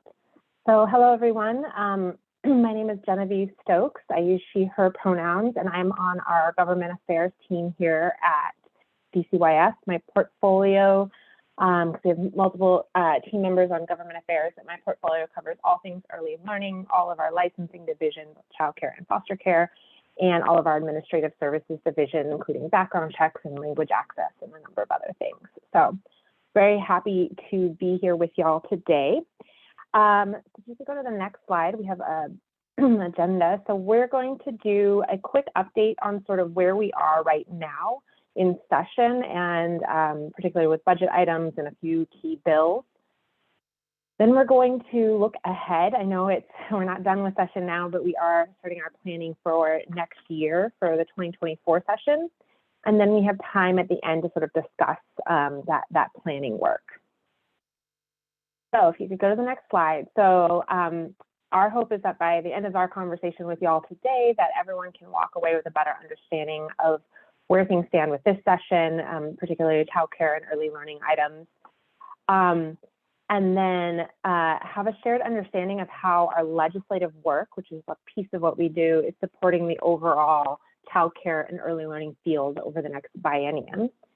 And then we're hoping to walk away with some initial guidance on ideas from you for the 24 supplemental session. The next slide. Excuse me. Okay, 2023 legislative session. It ends on April 24th, so we have a little less than 2 weeks left. And just as a sort of reminder, where we sort of went into this session was that it is a biennial budget year. So in odd number years, the legislature sets its 2-year budget. We are still working through implementing Fair Start for Kids, which passed 2 years ago and had significant investments and policy changes. So that's, being taken into consideration. But we also know that there's still many impacts from COVID for clients and providers, as we talked about already today. And there's some really mixed budget and economic realities. Things are not looking as strong as economists would like in terms of future revenue potential. There's a whole host of factors that are macroeconomic factors that are playing into that.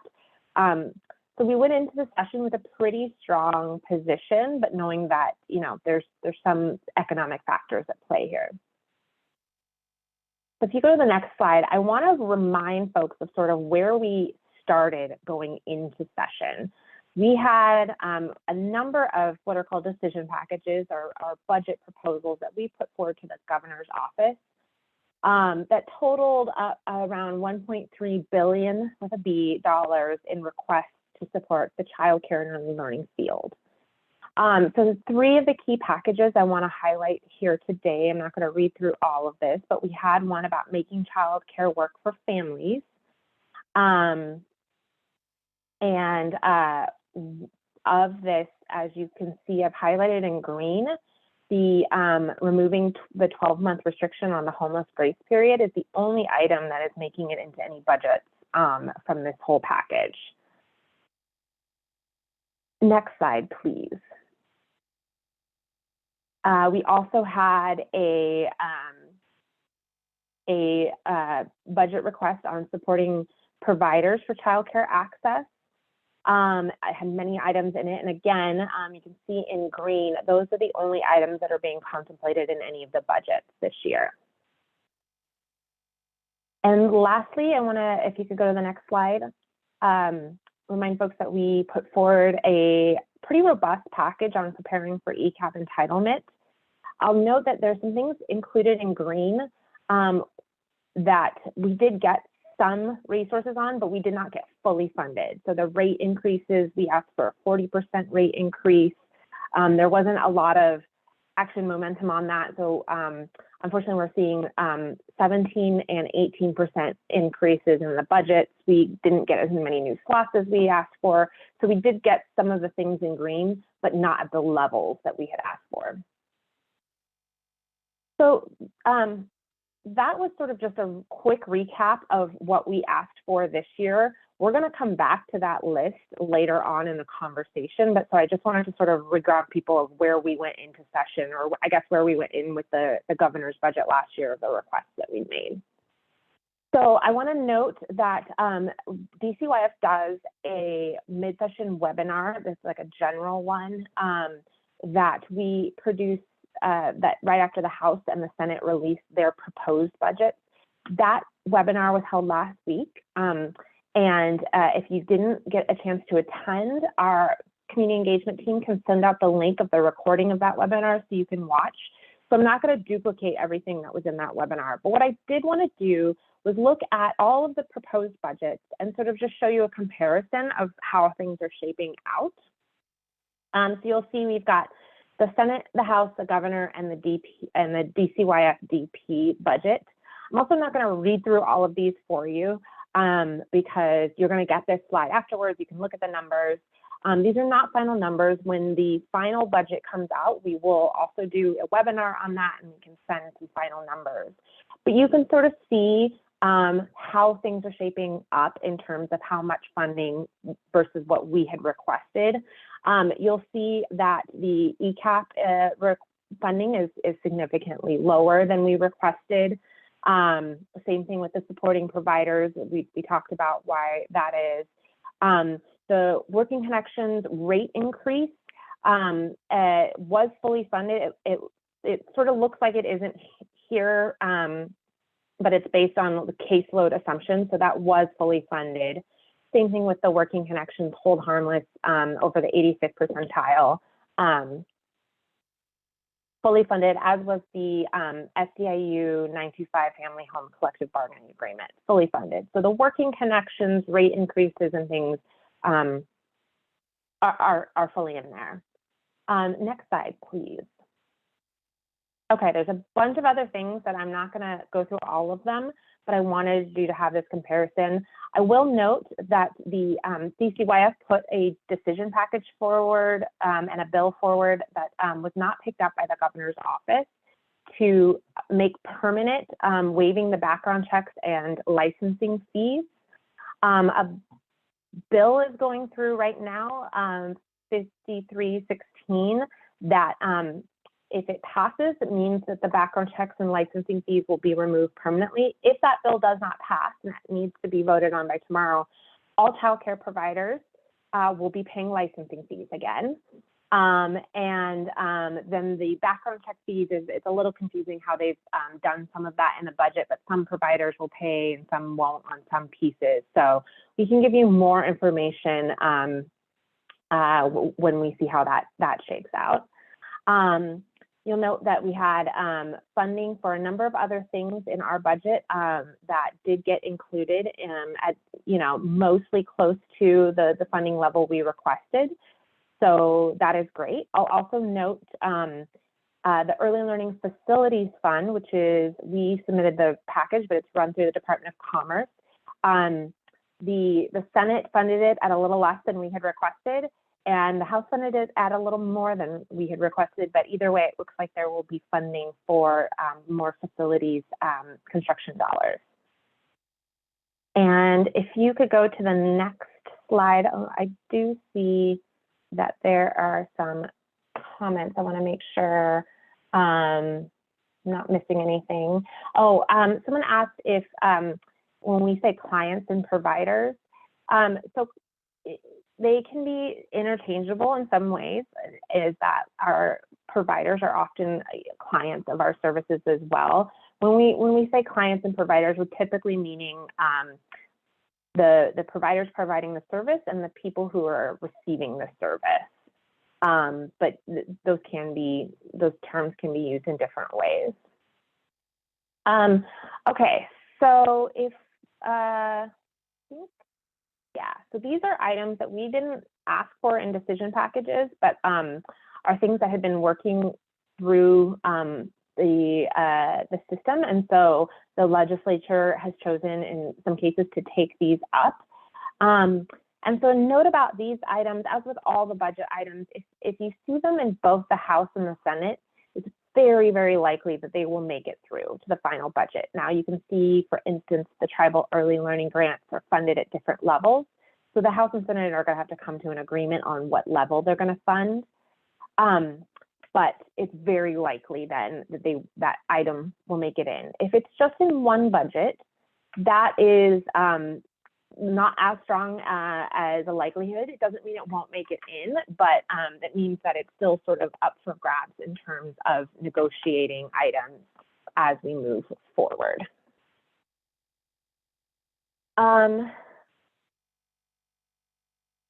You could go to the next slide. I did want to note there are a handful of bills that are still alive. There were far fewer bills across the board this year. Talking to people at all of my counterparts at different agencies, the legislature just put a lot fewer bills forward this year. And there weren't a ton of early learning bills. But these 4 bills are still on the table. and you'll see, as I mentioned, that so these are funded in only one in only one budget. So the first two are funded in the Senate, the second two are funded in the House.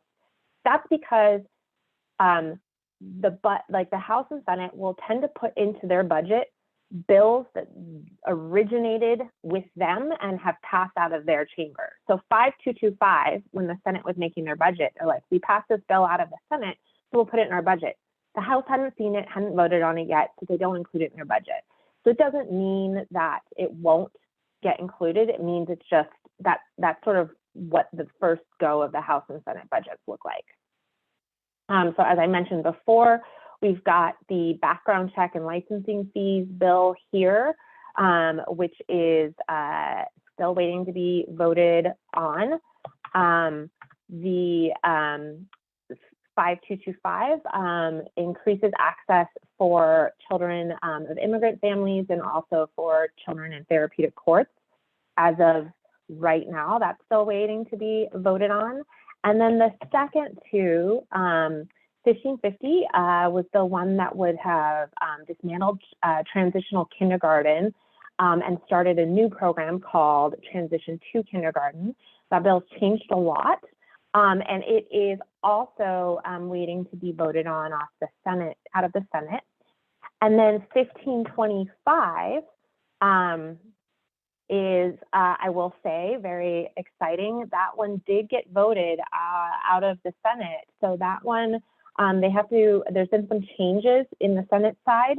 So they do a thing called concurrence where they have to like say, House, you wanted it to look this way. Senate, you wanted it to look this way. Let's compromise.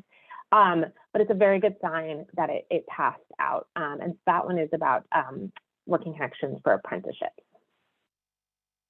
So I know I covered a lot of things. I did want to just revisit really briefly the sort of top line numbers. So as I mentioned, when we put forward our decision packages, which you saw at the top and included some other things like the organizational license pilot, et cetera, we asked for nearly $1.4 billion in funding.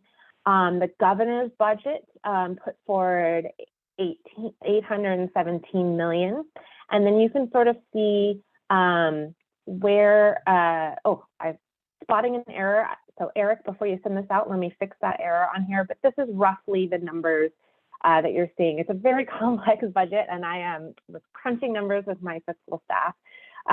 But you can sort of see the levels of investment. This is new dollars, new to the system, on top of the existing funding levels. So I will say that, I meet with my colleagues at DSHS and other agencies. A lot of other agencies and programs did not fare as well as this. We know we have a long way to go, but this is a very strong early learning budget. So before we start talking, let me just stay on this slide for a second. Before we start talking about the future, I want to pause and make space for questions about the now. Since I know I went over a lot of things, and I will note that if you get these slides and have questions, I'm happy to answer those, offline as well.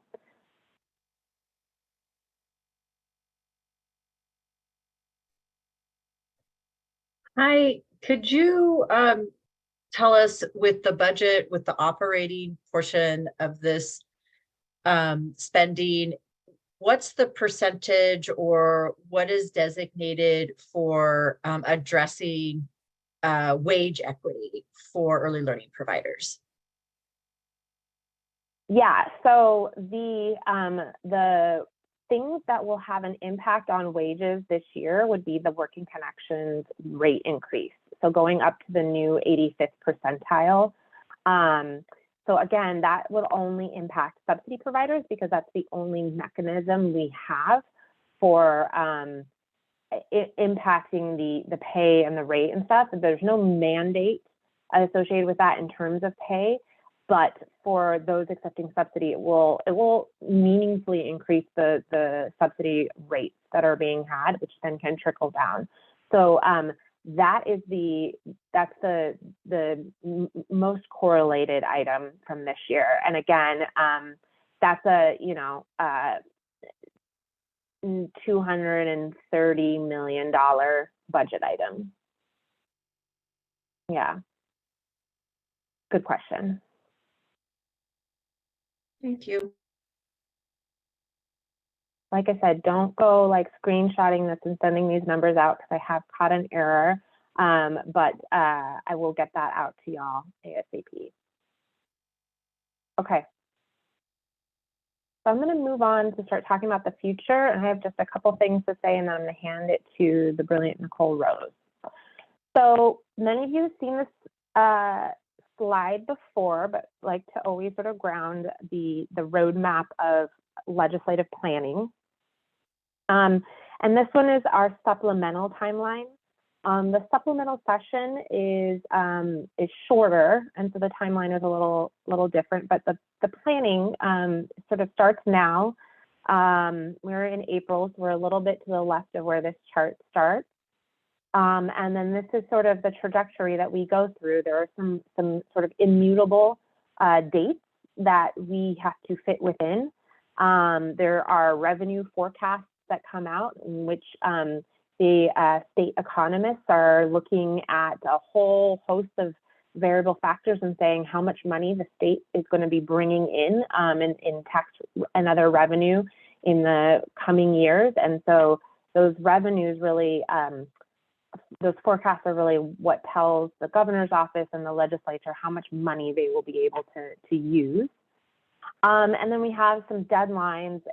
September is when we always have to submit our packages to the governor's office, right? So we're talking about things that won't be voted on until March of 2024, but we have to make our asks in September, which really pushes back the timeline on data and planning, et cetera. And then the governor releases his proposed budget in December. And then the legislature convenes and we do this all over again. And like I said, it's a short session, so it will end in March next year. Okay, so my last slide that I wanted to, if you could go to the next one, cover, is just teeing us up for, as I showed you at the top, what we were going into with this session. What are we looking at going into with next session? As I mentioned, it's a supplemental budget year. That means that we can't ask for giant new programs. We can't ask for billions of dollars. We have to ask for sort of maybe increasing something we're already doing, tweaks to the budget, et cetera. We're getting significant funding this year. We still have FSKA that we're working towards. And we have, as Nicole will cover, a number of things that we're working towards for the next biennial budget, 2025, because we are also planning internally for 2025 as well. We do like a 3-year plan now, next year, and the year after. And then, you know, it is sobering, but we are seeing declining revenues at the state level and at the federal level, and a slowing economic outlook. If anyone is interested in learning more about that, I highly recommend the Marketplace podcast that helps me try to make sense of what some of these things are. But our overall economy in the US is anticipated to slow down, which again impacts sort of what we're able to spend as a state, and therefore what we will get instructions on what we're able to ask for. So next session, we really have a limited scope for the requests that we can be making. And with that, look at where we are and teeing up where we're going, I'm going to hand it over to Nicole to talk about going forward. Great. Thanks, Genevieve. Always a good reminder to think about what some of our bold asks were and where we're headed with that, and exciting to see some of the funding that's being proposed. And as Genevieve said, we recognize while it is a step in the right direction, we know that there's more we need to think about. And so that's part of what we're going to talk about next. And I'm going to go back and forth a little bit between what we're going to be doing over the next biennium, what we're going to focus on in supplemental session, and then we'll have some time to hear from you all around what your ideas are. One of the things that I think is really important about our time together is to hear from you, what you're thinking about, what we're thinking about proposing, and to also be able to hear from you if there are things that we're missing. So as we think about the next pieces of work ahead of us, we really want to go back to what is that overarching framework that we are holding as we think about investments and supporting things to make sure that children and families have access to high quality care and that providers have the resources that they need. And so you see that access, affordability, and quality are really foundational to the asks that we have. As Genevieve noted, we still are in the process of continuing to implement our Fair Start for Kids Act elements. The latest ones that are rolling out are related to the dual language rate enhancement and trauma-informed care. We see in the budget proposals some recognition and steps towards that 85th percentile of the 2021 market rate survey. We are continuing to think about ECAP entitlement. And then as we think about what are the costs of care, moving from that market rate survey to a cost of quality care rate model and doing some work to set that. And we're excited to be doing that in partnership with the compensation design team as we think about thinking about what those levers are in setting that cost of quality care rate model. So I'm going to go to the next slide and talk a little bit around what we're thinking about as far as supplemental ideas. And what you'll see as we talk about this is that we really are sticking with some of those buckets that we used during the last legislative session, really focusing on how we're making childcare work for families, how we're supporting providers for childcare access, and then how we're preparing for ECAP entitlement. And some of the things that you'll see on this list are going to look probably fairly familiar or might look pretty familiar around what we're trying to accomplish and maybe just reframed a little bit as we have gone through this last legislative session. So one of the things we want to continue to think about for making childcare work for families is thinking about how we increase infant and toddler access. And so this may look like infant rate enhancements. It could look like contracted slots. We also want to think about that continued eligibility for ECAP, Head Start, and adoptive families. And this one's framed a little bit different than we last talked about it. But really the concept behind this one is if a family is eligible for ECAP and Head Start and Working Connections, we want to make sure that that participation in ECAP or Head Start really counts as an approved activity. And when we think about our adoptive families, we want to make sure that we can extend their eligibility for children who find permanency in a home away from their biological parents, likely for another year. So really trying to think about continuity and access to care for the families that we are serving. One of the other things as it relates to making childcare work for families was around thinking about some of the inequities around the income that we count. And so wanting to put forward again this idea of excluding child support, Social Security, and supplemental security payments as countable income for Working Connections childcare and ECAP. And one of the things that we're trying to do as we look at those eligibility changes is to look across both Working Connections and ECAP so that we're streamlining that eligibility for those families who may be eligible for both programs. So we'll go to the next slide. And so Susan has a question here about how the overarching framework appears to be directed towards families only, and how does supporting providers fit into the overarching framework. And as we think about this work, we want to think about that child and family at the center and making sure that they have access to the services that they need. And then think about how are we wrapping around and making sure that providers have the resources that they need to support the kids and families who are coming through their door. And so this second bucket around supporting providers for childcare access is really where we're looking at how providers fit into that framework. And so again, you see an increase in an infant rate enhancement here. We want to think about how we're aligning overpayment collection with federal requirements. Are there times when there might be an administrative error that we don't need to collect upon that overpayment?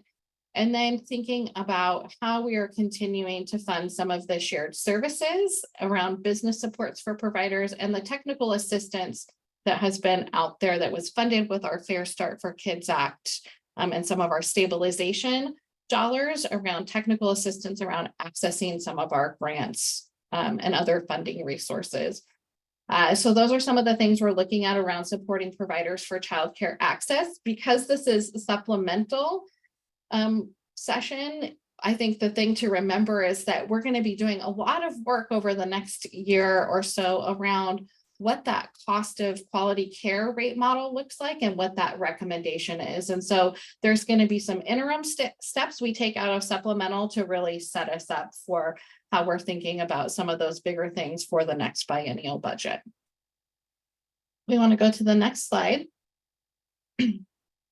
As we think about preparing for ECAP entitlement, those other two buckets were really focused on our childcare community.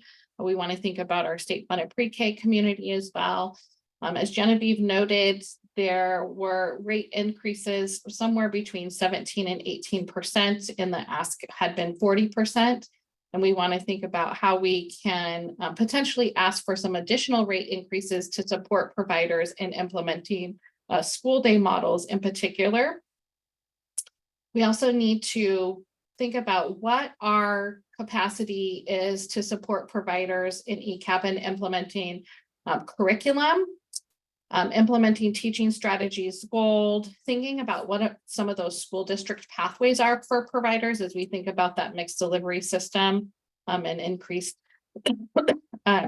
staffing needs. And so all of these are things really to help us reach that entitlement date of 2026-27. And then the data capacity and reporting for entitlement is how do we continue to look at and enhance some of our early learning dashboards. And I think Adasa and Justin were here earlier today talking about a supply and demand and subsidy uptake dashboard. But how do we continue to enhance some of the data that we have that helps us in conversation with community, think about where we need to place ECAP slots, what population growth looks like as we reach entitlement, because entitlement means if you walk through the door that we would want to figure out a way to serve you because you're entitled to that state-funded pre-K slot.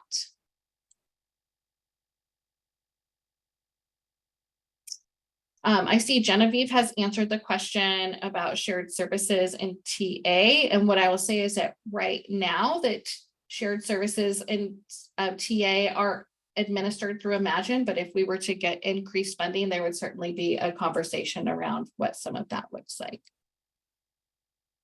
Can I just interject regarding that? Because I see Debbie Carlson is also asking some questions sort of similarly related. And just our experience, I'm from the Southwest Washington region, but I know that that is outside of the Puget Sound area, that this is a consistent theme, that when we have one statewide entity, I'm not trying to disparage, and people that the Imagine Institute works great for, that's awesome. But those systems don't reach out to a large number of us throughout the state. And so I do think there needs to be some conversation about how we can make sure that communities outside of the Puget Sound region actually have some oversight or some say in how those resources look in our community. And Debbie Carlson's mentioned that some things related to navigators or other ways, and when we're building infrastructure in our region to sort of make up for the lack of what we're able to get through the Imagine Institute. And so I just want to put that out there because it's something that we try to do a lot, and it's just not a workable system there. And so we end up, while there's maybe funding there that many people could benefit from, it doesn't happen in our region. And so I really would like to see some conversations and have ELAC and a lot of providers and community be involved in those conversations about how those dollars are allocated so that we can kind of bridge the gaps that exist. Thank you. I'm going to say thank you, Debbie and Debbie, for sharing that. It sounds like that's a topic that would likely be worthwhile of some conversation to come back and talk about what's working, how we might think about what a RFP or RFA might look like, of course, within the rules that we have to follow related to that. But I think certainly hearing some more from you all, what the experience has been, I think would be really helpful as we think about that work moving forward.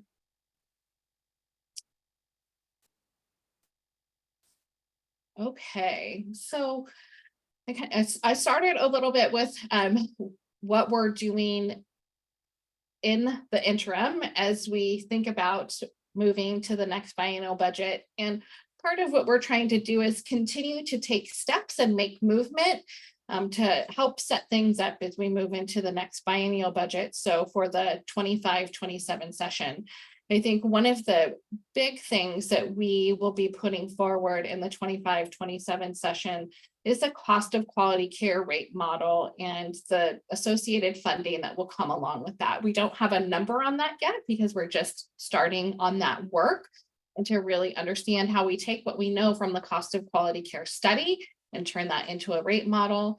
We will continue to be looking at ECAP entitlement.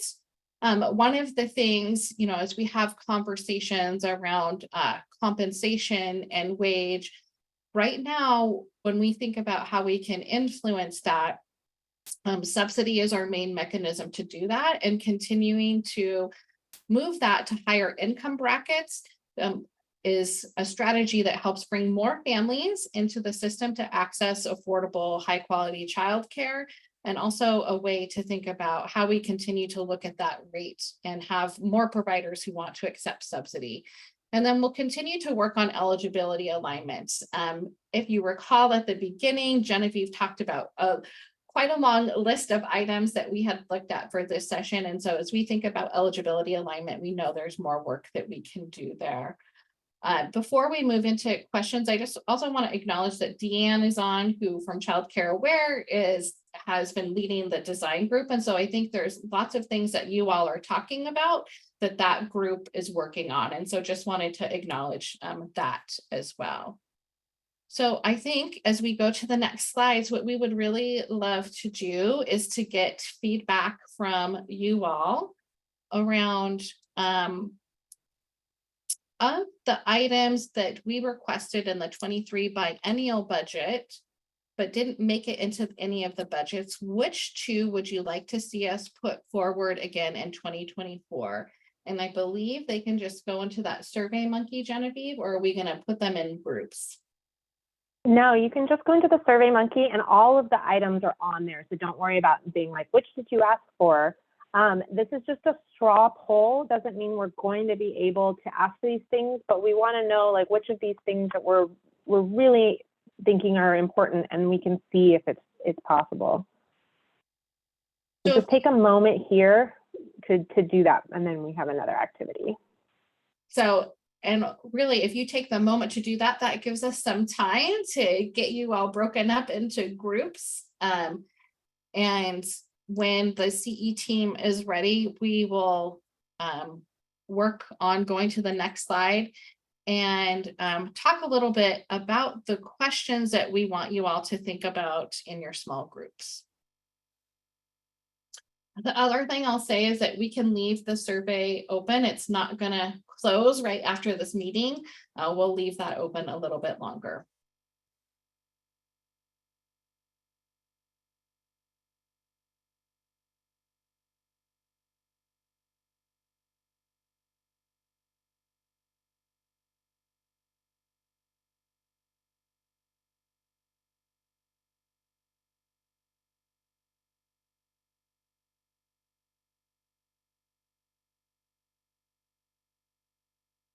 Okay.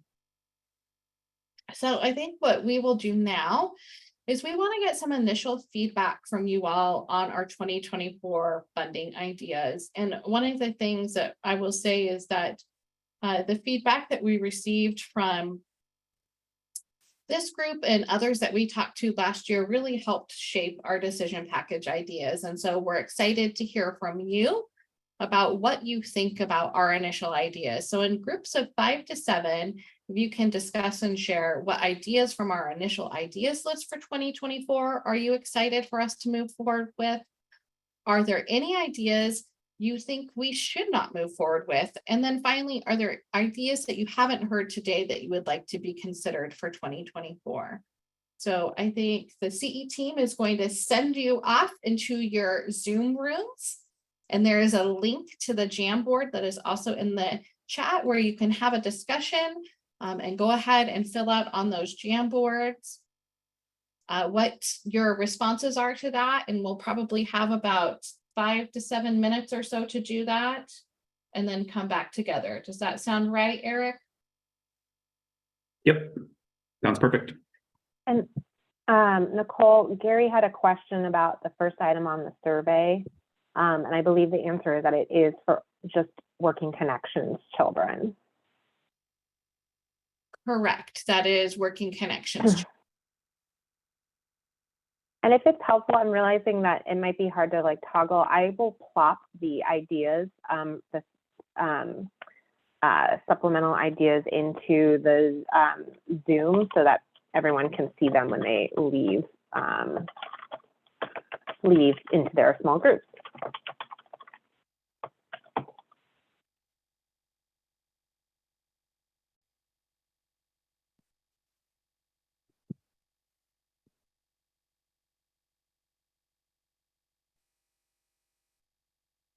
Welcome back, everyone.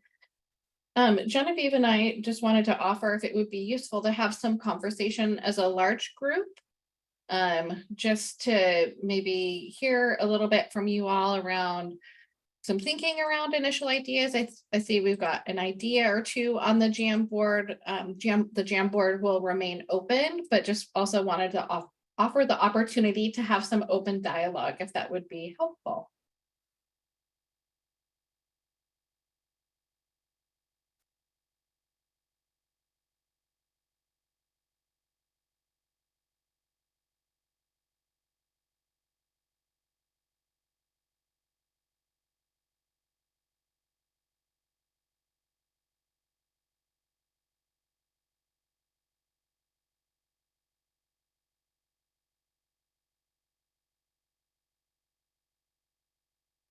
I can see folks are putting their information in the Jamboard, so appreciate that.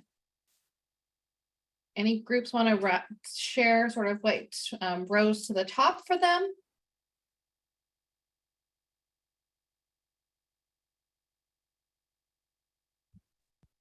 So I don't, I hope my group doesn't mind my speaking up, because I think it seems like it's a pretty serious set of implications around the transition to kindergarten aspect of this work. And I wasn't familiar with well, it was referred to as TK. So it started out with kind of an explanation about what TK is in terms of the acronym for me, because I'm an infant early childhood mental health person rather than an early care and education person. But it appears to be legislation that is, once again, kind of trying to make kids fit into educational systems rather than thinking about kids as individuals, and that they are developmentally at where they need to be at the moment in time, and that educational systems need to be fitting for children. That we need to be the ones that are adapting to kids' developmental profiles instead. So I'm just so that we are holding on to an equity perspective in this work. Trying to make kids fit into educational systems is an ableist system.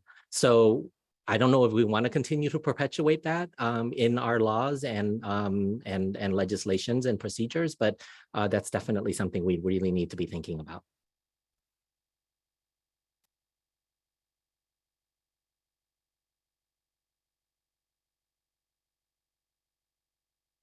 So thank you for sharing that. And I think as the legislature is looking at this, one of the things that that is being thought about is we are not yet serving all 4-year-old children. And so what are the variety of opportunities that exist for those children and families, and acknowledge and agree that we want families and children to go to the place that best meet their needs. So thank you for bringing that up and highlighting what your group discussed.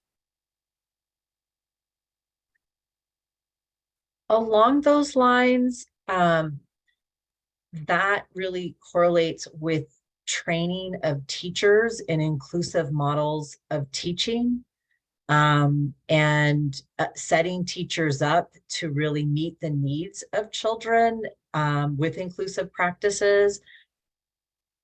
How would that fit, and does it fit within your funding ideas?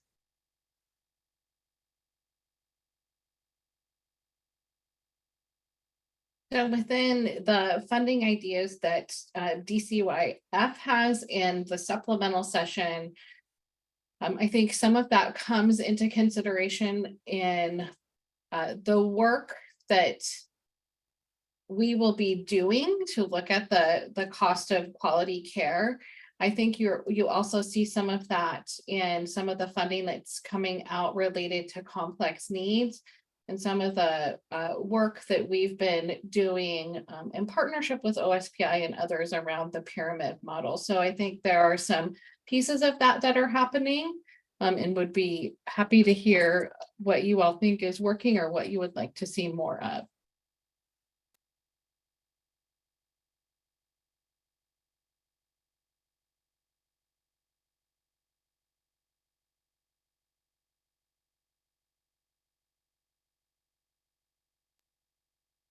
One of the things that Kathy noted in the chat was talking about 4-year-olds deserving an age-appropriate curriculum being taught by educators with an ECE background.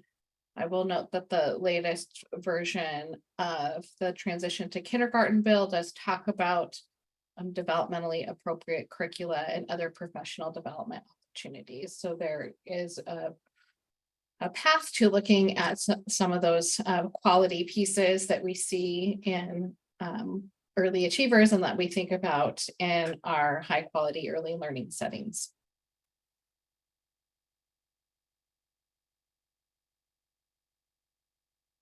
Susan, looks like you have your hand raised. Do you have a question for? Yeah, I was just going to comment though, the bill, the problem is that it's OSPI is going to develop what those standards are when those standards already exist within licensed childcare. So I hear what you're saying, Nicole, that there is some language in the bill for that, but there's also, because of local control, there is no enforcement mechanism to bring that down to the school district level. So I want to caution everyone, including DCYF staff, to using that as the panacea or the hope, because it's not as strong of a driver as one might think. So that's just, what I wanted to offer to this conversation.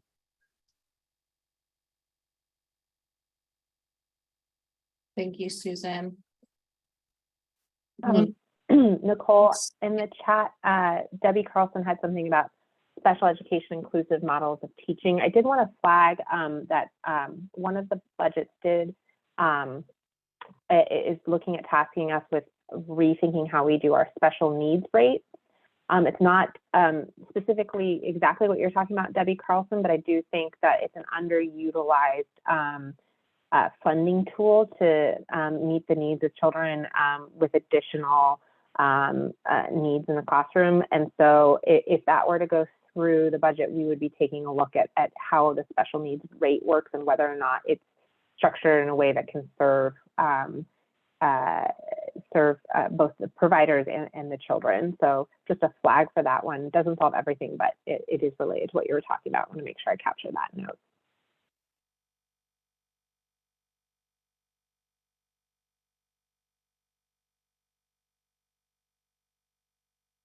I'm also really appreciating that the two Debbies are like one mind. It's kind of a beautiful thing.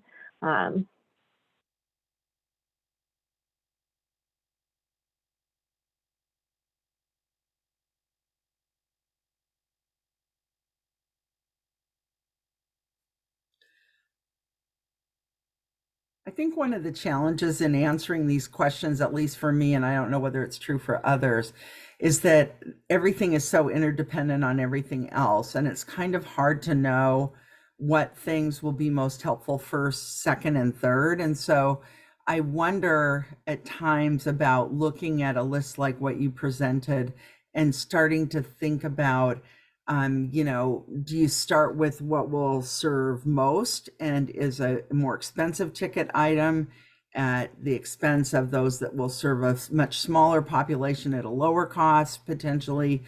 Those things I find really, so when I'm asked about something like this, I found myself staring at that list and going, you know, it's hard to know even where to begin. I'm sure you guys feel that way too. And I just want to call that into the space that all these things are important, and it's really hard just to, and I know we all have to, I do too, have to identify where I'm going to start. But I just think it's an interesting space for this group to consider.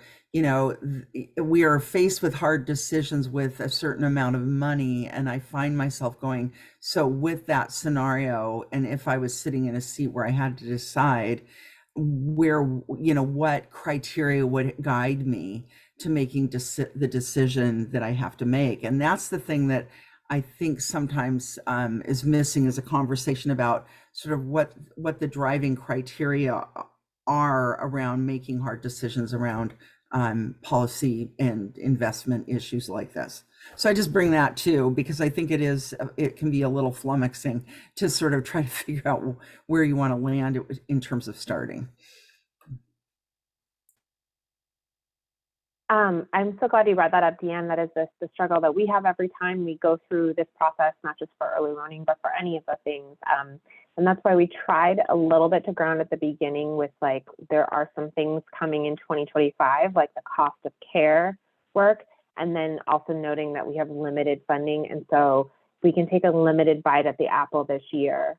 And we know these bigger things are on the horizon. What really do we feel like can't wait for one more year, and it is in line with what we're already doing, so tweaking where we already are, if that helps a little bit. But I agree, I mean, it's always it is a tough exercise to do, to say what of the many needs can we whittle down, and this will not be the only time we have this conversation with y'all, so it's not the only time to be able to reflect on that.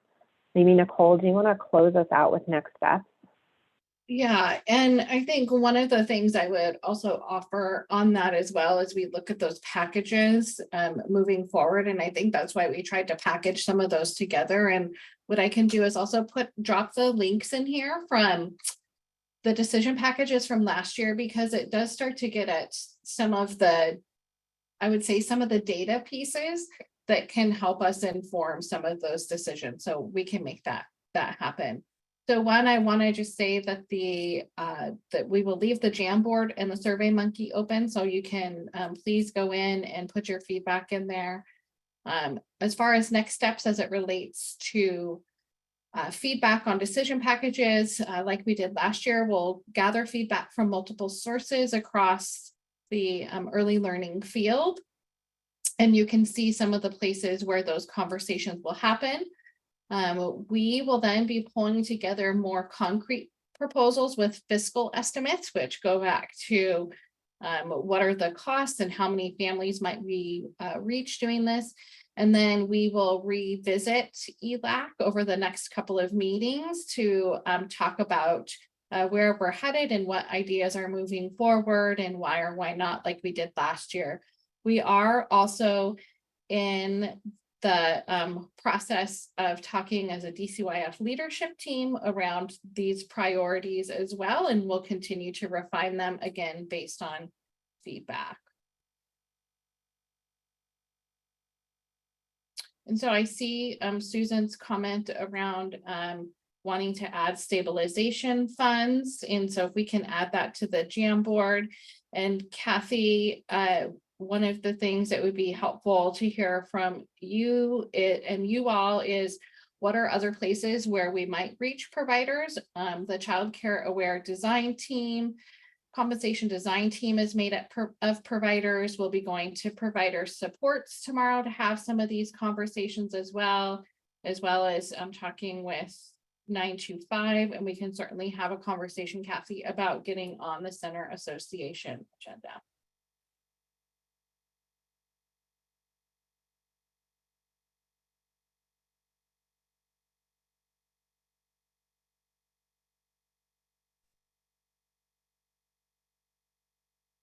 Great, thank you, Nicole and Genevieve. And I just want to do a final check. Are there any remaining comments or questions for either Nicole or Genevieve at this time?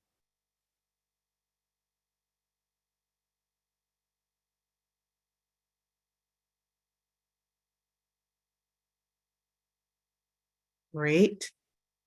Well, it is 1:30 and we're getting ready to wrap up. And thank you, Jessica, for putting the Mentimeter in the chat. Just like to get some feedback. So if everyone would go and click on that link and provide some feedback about how they felt today's meeting went for them, that would be great. Just give a minute or two for everyone to access that link and provide and share their thoughts.